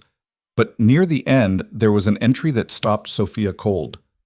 "I worry I've taught Sophia to be too small, to take up too little space, to survive instead of to live. I wanted to protect her from the world's cruelty, but maybe I just taught her to accept it instead." The date was 2 weeks before her mother died. Sophia sat on her floor, journal in her hands, and cried. Not from grief, though that was there too, but from understanding. Her mother had seen it, had known she was teaching survival instead of ambition, had worried about the cost. This was what her mother had wanted, for Sophia to be big instead of small, to take up space instead of apologizing for existing. By the end of the week, the media frenzy had started to die down. There were new scandals, new stories. Sophia's moment of infamy was being replaced by someone else's. She met with Professor Martinez and mapped out a plan to finish her degree. Night classes, online options, a thesis she could write while working. It would take 2 years, maybe 3. But it was possible. She contacted the Fifth Street Community Center. The literacy program's funding had arrived. Dominic had been true to his word. They wanted her to help coordinate it, work with students, use her experience to build something meaningful. It wasn't glamorous. It paid less than housekeeping. But it mattered. She called Catherine Vandermeer. They met at a quiet cafe far from the social circuit. Catherine arrived in jeans and a sweater, looking more like someone's elegant grandmother than a social maven. "You survived your first scandal," Catherine said, ordering tea. "Congratulations." It didn't feel like surviving. It never does. But you're here, you're intact, and you haven't apologized. That counts. "Your son said you wanted to help. What did you mean?" Catherine stirred honey into her tea. "I've been thinking about what you said, about performance and empty charity, about writing checks without actually doing anything. It bothered me, because you were right." "I didn't mean Yes, you did, and you should have. I've spent 40 years running charity galas and sitting on boards and writing checks, and I can't point to a single thing I've actually built. Can't name a single person I've personally helped. I've funded programs, sure, but from a distance, never getting my hands dirty. So what do you want to do?" "I want to help you build something real. The literacy program, the community center. I want to contribute more than money. I want to show up, do the work, actually matter." Sophia studied her, looking for the angle, the hidden agenda. Found only genuine interest. "Why?" "Because I'm 68 years old and I'm tired of being decorative. I want to be useful. And because you reminded me that power isn't about controlling other people. It's about creating opportunities for people to control their own lives." They talked for 2 hours. About programs, funding, structure. About what the community actually needed versus what wealthy people thought they needed. About how to build something sustainable instead of something that looked good in press releases. By the end, they had the skeleton of a plan. Catherine would provide additional funding and open doors. Sophia would run the day-to-day operations and make sure the program served the people it was meant to serve. No photo ops unless the participants wanted them. No press releases celebrating Catherine's generosity. Just work. "One more thing," Catherine said as they were leaving. "Eleanor's planning a counter-narrative, positioning herself as the victim of your unprovoked attack, building support among her circle. Should I care? Probably not, but be aware. She's dangerous when she feels threatened." Sophia walked home through the city, thinking about Eleanor, about power, about what happened when you challenged systems designed to exclude you. She wasn't naive enough to think one confrontation had changed anything fundamental. The world was still unfair. Rich people still had advantages poor people didn't. One housemaid standing up at one gala wasn't a revolution, but it was a start, a crack in the facade, proof that the invisible people were paying attention. Her apartment didn't feel as small when she got home, or maybe she'd just gotten bigger. She texted Dominic. They hadn't spoken since he'd visited. The silence had felt necessary, like both of them needed space to figure out what they were without the roles they'd been playing. "I'm re-enrolling at St. Catherine's, starting work at the community center, building something real." His response came quickly. "Proud of you." Then a minute later. "Can we have dinner? Not as boss and employee, just as people." Sophia stared at the message for a long time. This was a crossroads. She could say no, keep the distance, let whatever had started between them die before it became complicated. It would be safer, cleaner, but she'd spent 2 years choosing safety over possibility, and look where that had gotten her. Okay, she typed, but somewhere normal, no 5-star restaurants, no scene, just food and conversation. I know a place. Tomorrow at 7? Tomorrow at 7. She set down her phone and looked around her apartment. At the boxes of her mother's things she still hadn't unpacked, at the books she'd kept from her college days, at the dress hanging in her closet, her mother's dress, transformed into something new. She thought about the girl who'd dropped out of school 2 years ago, the woman who'd spent yesterday cleaning other people's houses, the person she was becoming, caught between who she'd been and who she might be. The future was uncertain. Eleanor Harrison was plotting revenge. The media might turn on her. Re-enrollment would be hard, working while studying. The community center job paid barely enough to live on. Dominic was complicated and dangerous and came with baggage she couldn't begin to understand. But for the first time in 2 years, Sophia felt like she was moving towards something instead of just surviving the present. Felt like her life belonged to her again instead of to circumstances beyond her control. She pulled out her mother's journal again, read that last entry one more time. Then she started writing her own entry. Not in her mother's journal, that felt sacred, complete, but in a new notebook she'd bought that morning. I don't know what happens next, she wrote, but I know I'm not small anymore. I know I take up space. I know I matter, not because anyone gave me permission, but because I decided to. It wasn't poetry, it wasn't profound, but it was true. And truth, Sophia was learning, was the most powerful thing she had. The restaurant Dominic chose was a small Italian place in Sophia's neighborhood, the kind with checkered tablecloths and family photos on the walls. She almost walked past it twice, expecting something grander, something more fitting for a man who usually ate at places that required reservations weeks in advance. He was already there when she arrived, sitting at a corner table, wearing jeans and a plain shirt. She'd never seen him in jeans. It made him look younger, less intimidating, more like a person and less like a symbol of power. "You look surprised," he said as she sat down. "I am.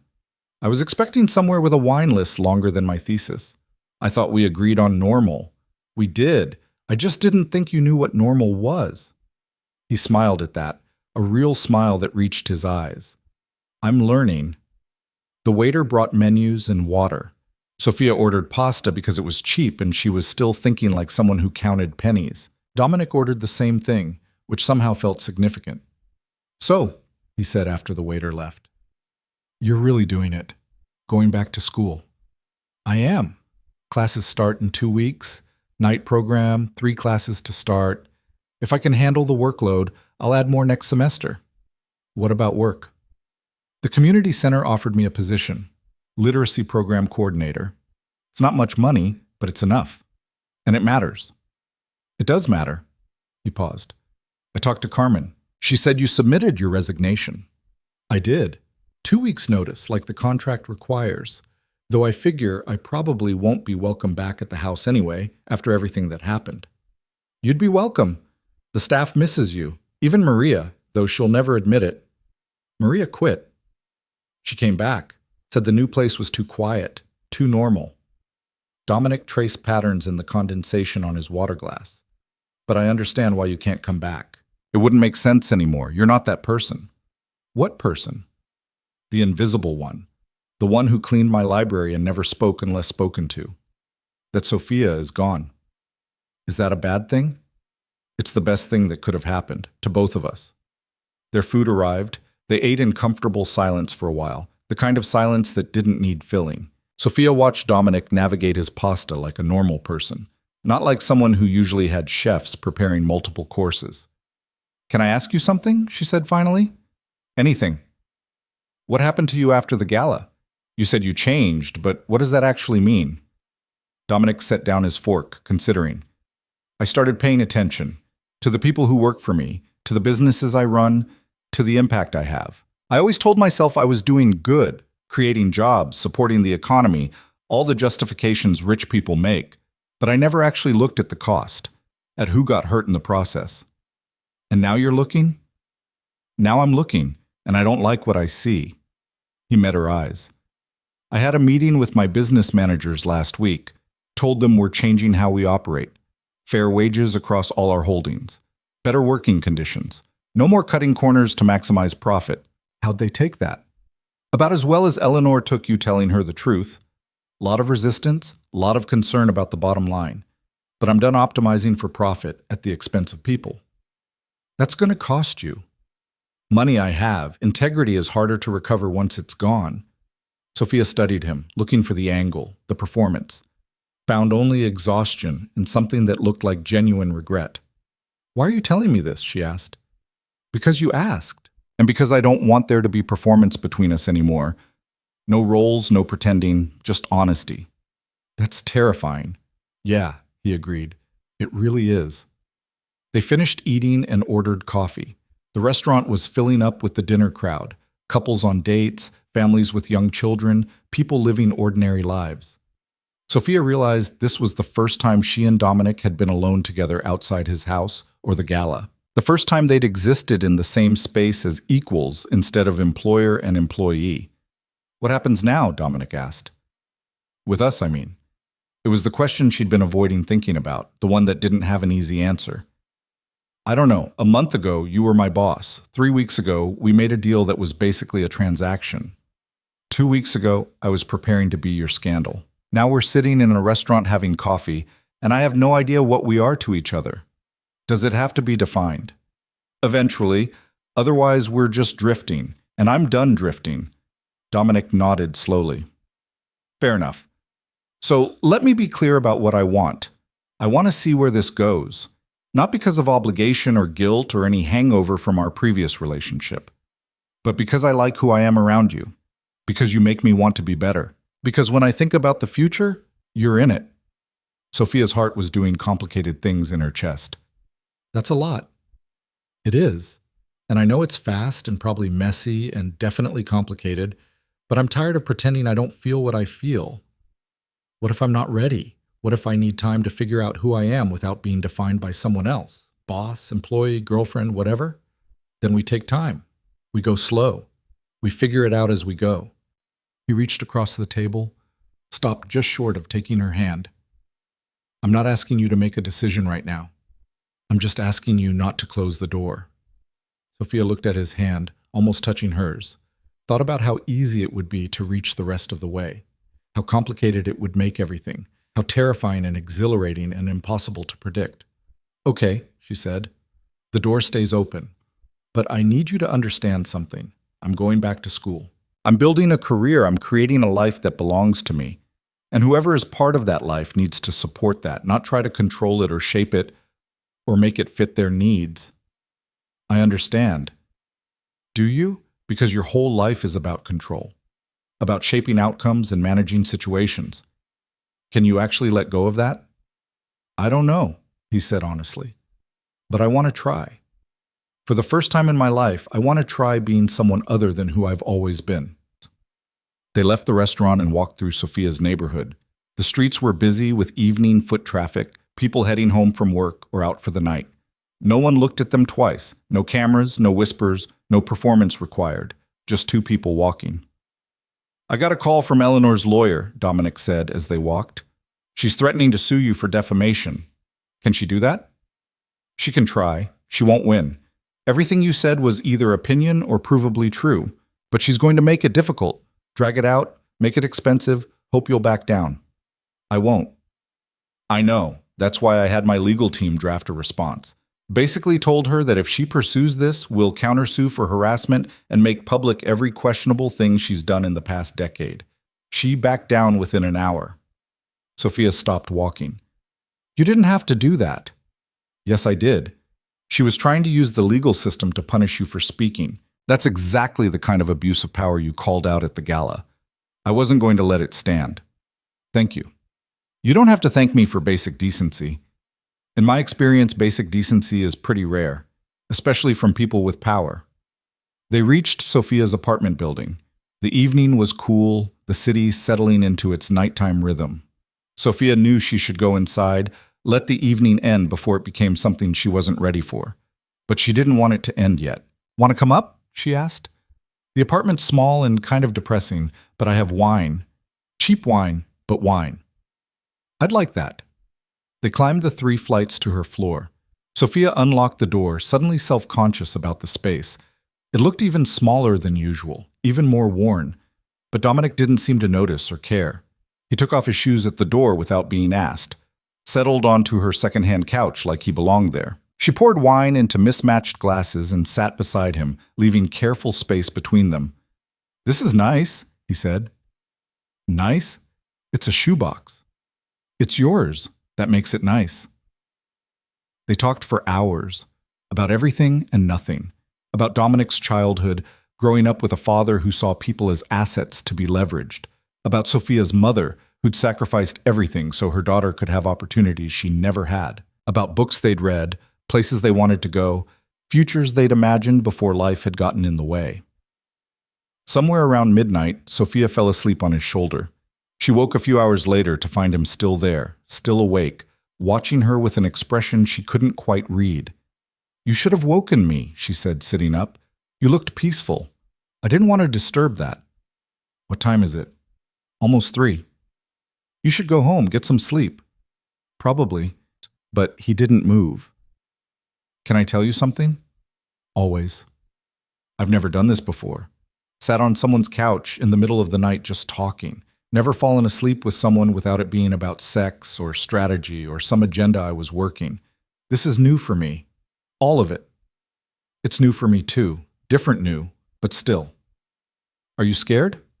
Sophia thought about it. Terrified, but in a good way. Like standing at the edge of something and not knowing if you're going to fall or fly. What if we fall? Then we fall. At least we'll have tried. Dominic left just before dawn, slipping out quietly while Sophia dozed. When she woke properly a few hours later, there was a note on her kitchen table in his handwriting. "Thank you for last night, for the honesty and the cheap wine and the possibility. Whatever happens next, I'm grateful for this. D." Sophia made coffee and read the note 3 times, trying to understand what she was feeling. It wasn't love, not yet, but it was something real, something with potential, something that scared her almost as much as it excited her. Her phone buzzed with a text from Catherine Vandermeer. "Community Center meeting tomorrow at 2 p.m. Be there. We have work to do." The next few weeks fell into a rhythm that felt almost normal. Sophia started her classes at St. Catherine's, settling back into academic life like putting on old clothes that still fit. The work was hard, her brain rusty from 2 years of disuse, but it felt good to think deeply again, to analyze and question and create instead of just surviving. The community center consumed her days. With Catherine's funding and connections, they'd expanded the literacy program faster than Sophia had thought possible. They hired 3 new teachers, doubled the class offerings, added a computer lab for digital literacy. Sophia coordinated everything, working with students who reminded her of herself, people who'd fallen through cracks, who'd been told they didn't matter, who were hungry for a second chance. She saw Dominic regularly, but carefully. Coffee once a week, dinner every other week, occasional texts in between. They were learning each other slowly, peeling back layers of performance to find the real people underneath. It wasn't always easy. They fought sometimes, about his need for control, about her stubborn independence, about how to navigate a relationship built on such unequal foundations. But they kept showing up, kept trying, kept choosing honesty over comfort. 3 months after the gala, David Park published a follow-up piece. Where is Sophia Reyes now? It tracked her re-enrollment, her work at the community center, the quiet revolution she was building away from the spotlight. The article was fair, thoughtful, treating her like a person instead of a symbol. The response was overwhelming. Donations poured into the community center. Other literacy programs reached out for advice. Universities contacted her about speaking opportunities. Sophia turned most of it down, wanting to focus on the work instead of the publicity. But she said yes to a few things: a panel discussion about educational access, a workshop on advocacy for working-class students. She was building something, not fame or influence or power in the traditional sense, but impact, legacy. Proof that one person speaking truth could create ripples that extended far beyond a single moment. Eleanor Harrison's attempted lawsuit had fizzled out exactly as Dominic predicted. But the damage to Eleanor's reputation had been real. People started paying attention to her charity work, questioning where the money actually went. Several organizations quietly removed her from their boards. She'd tried to destroy Sophia and had destroyed herself instead. Sophia felt bad about that for approximately 5 minutes. Then she remembered Eleanor's casual cruelty, her weaponized politeness, her complete lack of self-awareness. Some people needed to fall before they could learn to see others as human. Margaret Chen became an unexpected friend. They met for lunch monthly, trading stories about their respective battles with high society. Margaret had gone back to school too, pursuing a degree in social work at 43. "Eleanor did me a favor," Margaret said over Thai food one afternoon. "Watching you stand up to her made me realize I could too. That I'd been playing her game for so long, I'd forgotten I could just stop playing." "How's Marcus handling it?" "Confused, but supportive. I think he's relieved, honestly. He never liked that world either. He just thought we had to participate to succeed. Turns out, we didn't." 6 months after the gala, Sophia defended her first thesis chapter in front of her advisory committee. Professor Martinez smiled throughout the presentation, clearly proud. The other professors asked sharp questions, pushed her thinking, made her defend every claim. It was exhilarating and exhausting. When she finished, Professor Martinez pulled her aside. "That was excellent work, Sophia. Truly excellent. You've grown as a scholar in ways I didn't expect." "Thank you. I had good teaching before I left. Just took me a while to get back to it." "The time away changed you, made you stronger. You're writing with authority now, with lived experience backing up your theoretical framework. It's powerful." Sophia thought about that on the bus ride home, about how suffering could become wisdom if you let it, about how breaking could lead to rebuilding stronger than before. Dominic was waiting at her apartment when she arrived, sitting on the steps with takeout from her favorite Vietnamese place. "Congratulations on the thesis defense," he said, standing. "Carmen told me it was today. Thought you might want to celebrate." "How did Carmen know?" "You put it on the kitchen calendar at the house before you left. She took a photo. Wanted to remember to light a candle for you." Sophia felt tears prick her eyes. Carmen lighting candles for her academic success. The staff she'd thought barely noticed her, tracking her milestones. "I miss them sometimes," she admitted. "The house, the routines. Even though I'm happier now, I miss the simplicity of it." "You can visit. They'd love to see you. Carmen asks about you constantly." They ate on her apartment floor, the small table too cluttered with books and papers to clear. Dominic looked comfortable there now, settled into her small space like he belonged. "I have something to tell you," he said after they'd finished eating. Sophia's stomach clenched. Those words never led anywhere good. "I'm selling the business," he continued. "Well, not all of it, but the parts that required moral compromises I'm not willing to make anymore. The real estate holdings that displaced low-income families, the construction contracts that exploited workers, the legitimate front for less legitimate activities. That's most of your empire." "I know, but I'd rather have less money and be able to look at myself in the mirror." He paused. "I'm scared. I've been this person for so long I don't know who I am without it. But I want to find out." "What will you do instead?" "I'm not sure yet. Catherine's been talking to me about funding community development projects. Actually building things that help people, instead of just extracting wealth. It sounds naive when I say it out loud, but I think I want to try." Sophia reached across and took his hand. "It's not naive. It's growth. It's terrifying, is what it is. Welcome to the club. We have t-shirts."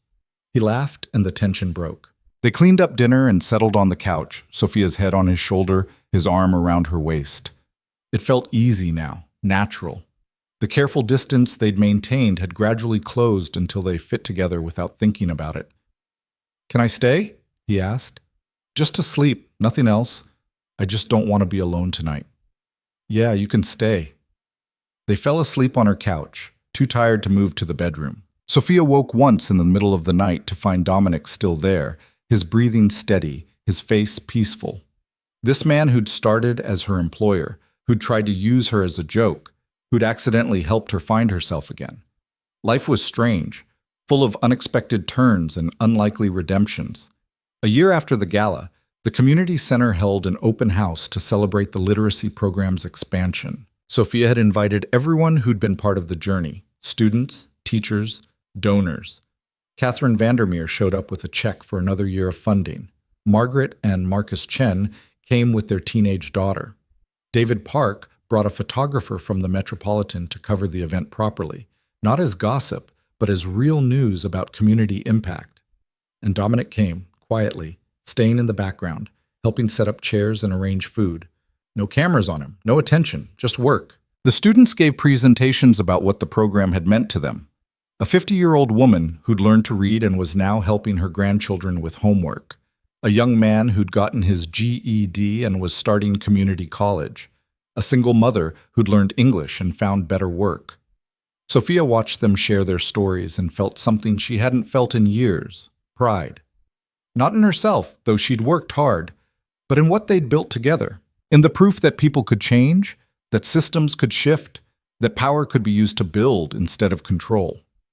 After the presentations, as people mingled and ate, Professor Martinez pulled Sophia aside. "I have news. The university wants to offer you a position after you graduate. Teaching assistant first, then instructor if it works out. It's not much money, but it's a start." Sophia's eyes widened. "Are you serious?" "Completely. Your work has been exceptional. Your perspective is exactly what our department needs.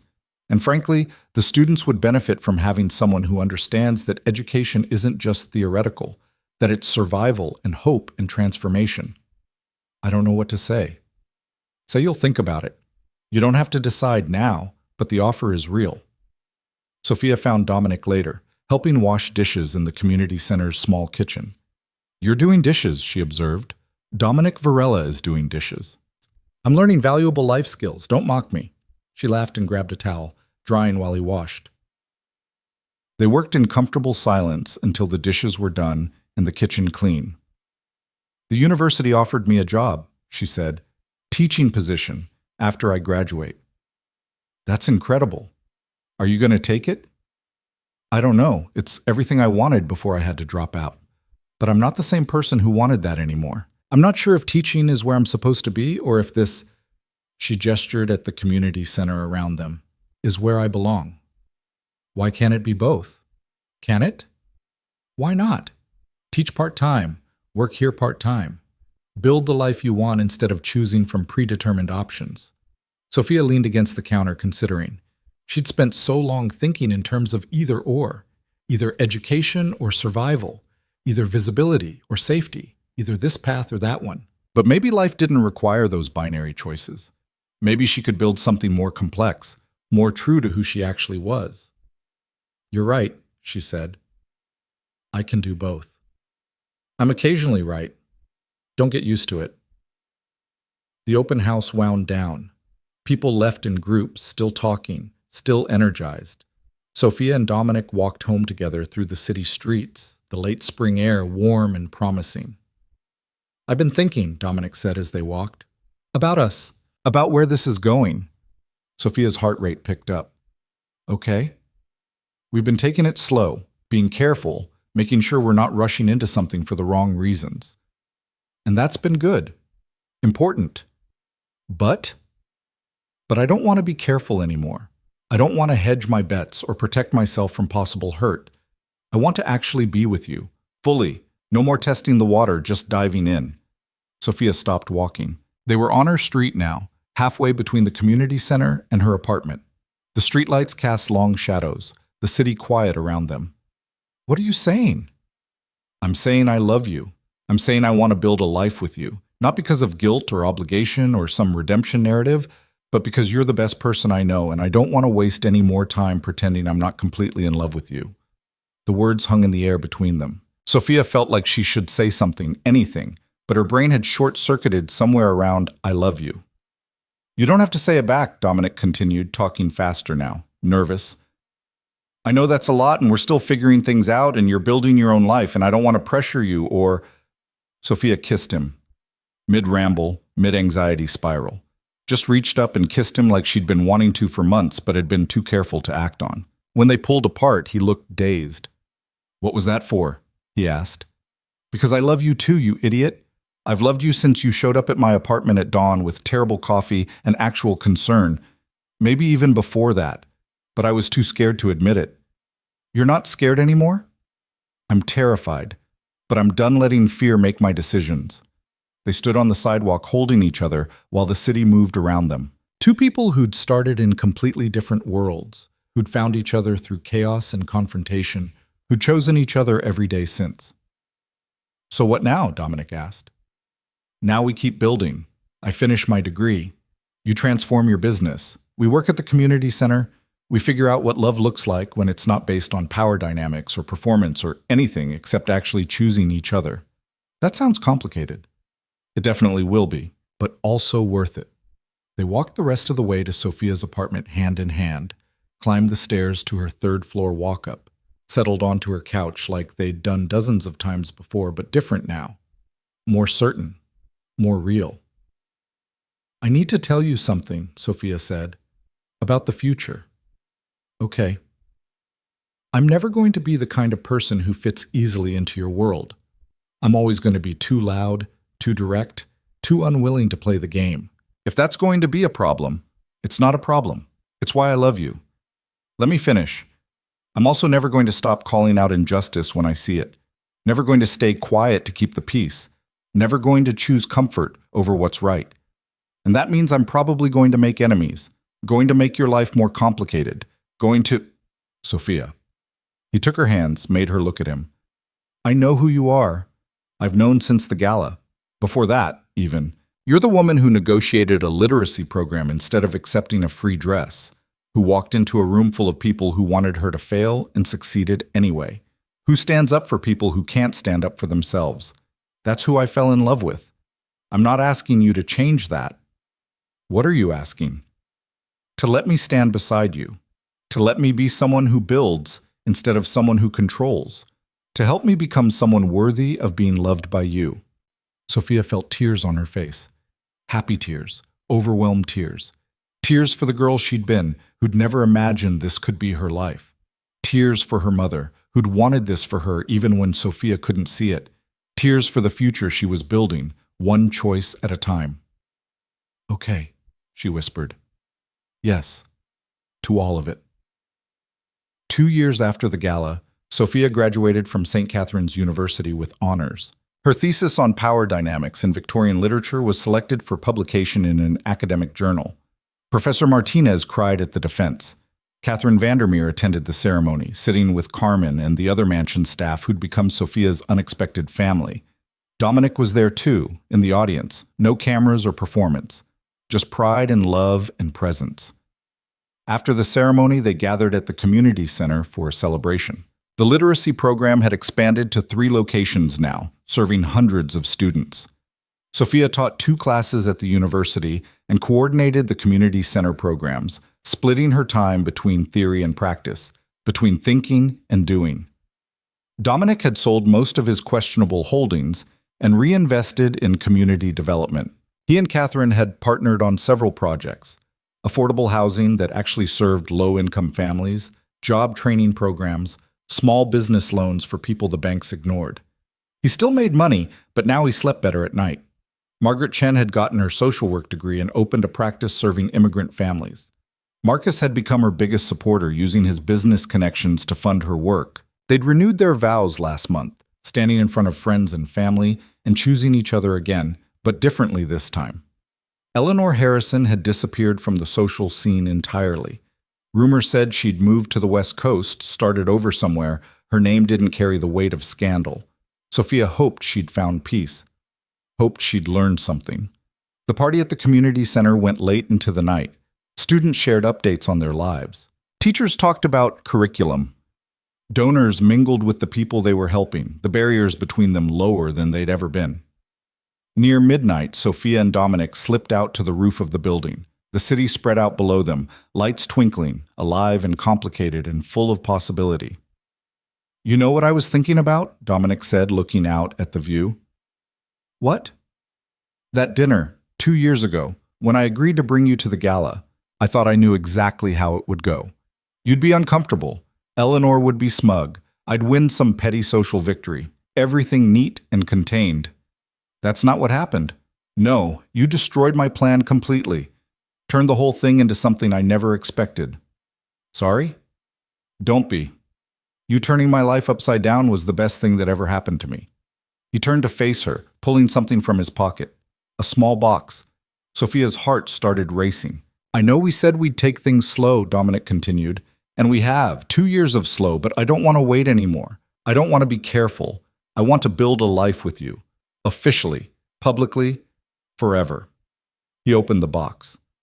Inside was a ring, simple, elegant, with a single stone that caught the city lights.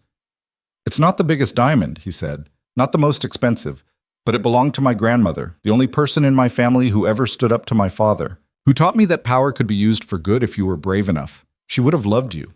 Sophia's vision blurred with tears. Dominic, Sophia Maria Reyes, will you marry me? She looked at the ring, at the man holding it, at the city below them, thought about the journey that had brought them here, from invisible housemaid to visible presence, from employer and employee to equals, from a joke that wasn't funny to something real and true and worth everything. Yes, she said. Yes, absolutely yes. He slipped the ring onto her finger, and they stood on the roof holding each other, laughing and crying at the same time.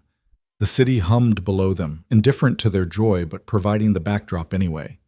They went back inside to find the party still going. Catherine saw the ring first, let out a whoop of joy that stopped all conversation. Carmen cried and hugged Sophia so hard she couldn't breathe. The students clapped and cheered. David Park, who'd become a friend over the years, raised his glass and toast. To Sophia and Dominic, he said, who taught us all that power isn't about control, it's about what you build with it. Everyone drank to that. Later, after the party ended and they'd cleaned up and said goodbye to everyone, Sophia and Dominic walked back to the apartment they'd moved into together 6 months ago. It was bigger than her old place, smaller than his mansion, somewhere in between like their relationship. They settled on the couch, exhausted and happy. Sophia looked at the ring on her finger, still not quite believing it was real. What are you thinking? Dominic asked. That I wish my mother could have seen this, could have known how things turned out. I think she knew. I think she knew you'd find your way. Sophia thought about her mother's journal entry, about teaching survival versus teaching ambition, about the worry that she'd made Sophia too small. She'd be proud, Dominic said softly, of who you've become, of what you've built, of everything. Yeah, she would. They sat in comfortable silence, planning futures and dreaming dreams. Outside, the city continued its endless rhythm.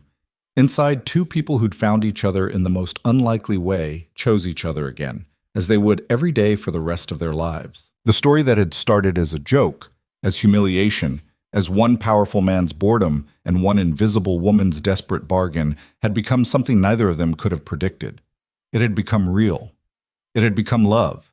It had become proof that people could change, that systems could shift, that power could be redefined, not through force or control, but through choosing to see each other, through refusing to accept invisibility as inevitable, through standing up and speaking truth and building something better than what came before. Sophia Reyes had walked into that gala expecting to be diminished and had walked out having changed the world. Not the whole world, maybe, but her corner of it, the part she could reach, the people she could help. And sometimes that was enough. Sometimes that was everything. She fell asleep on Dominic's shoulder, the ring heavy on her finger, her heart light in her chest. Tomorrow would bring new challenges, new work, new chances to make a difference. But tonight, she was exactly where she belonged. Visible, valued, loved, and entirely, completely herself.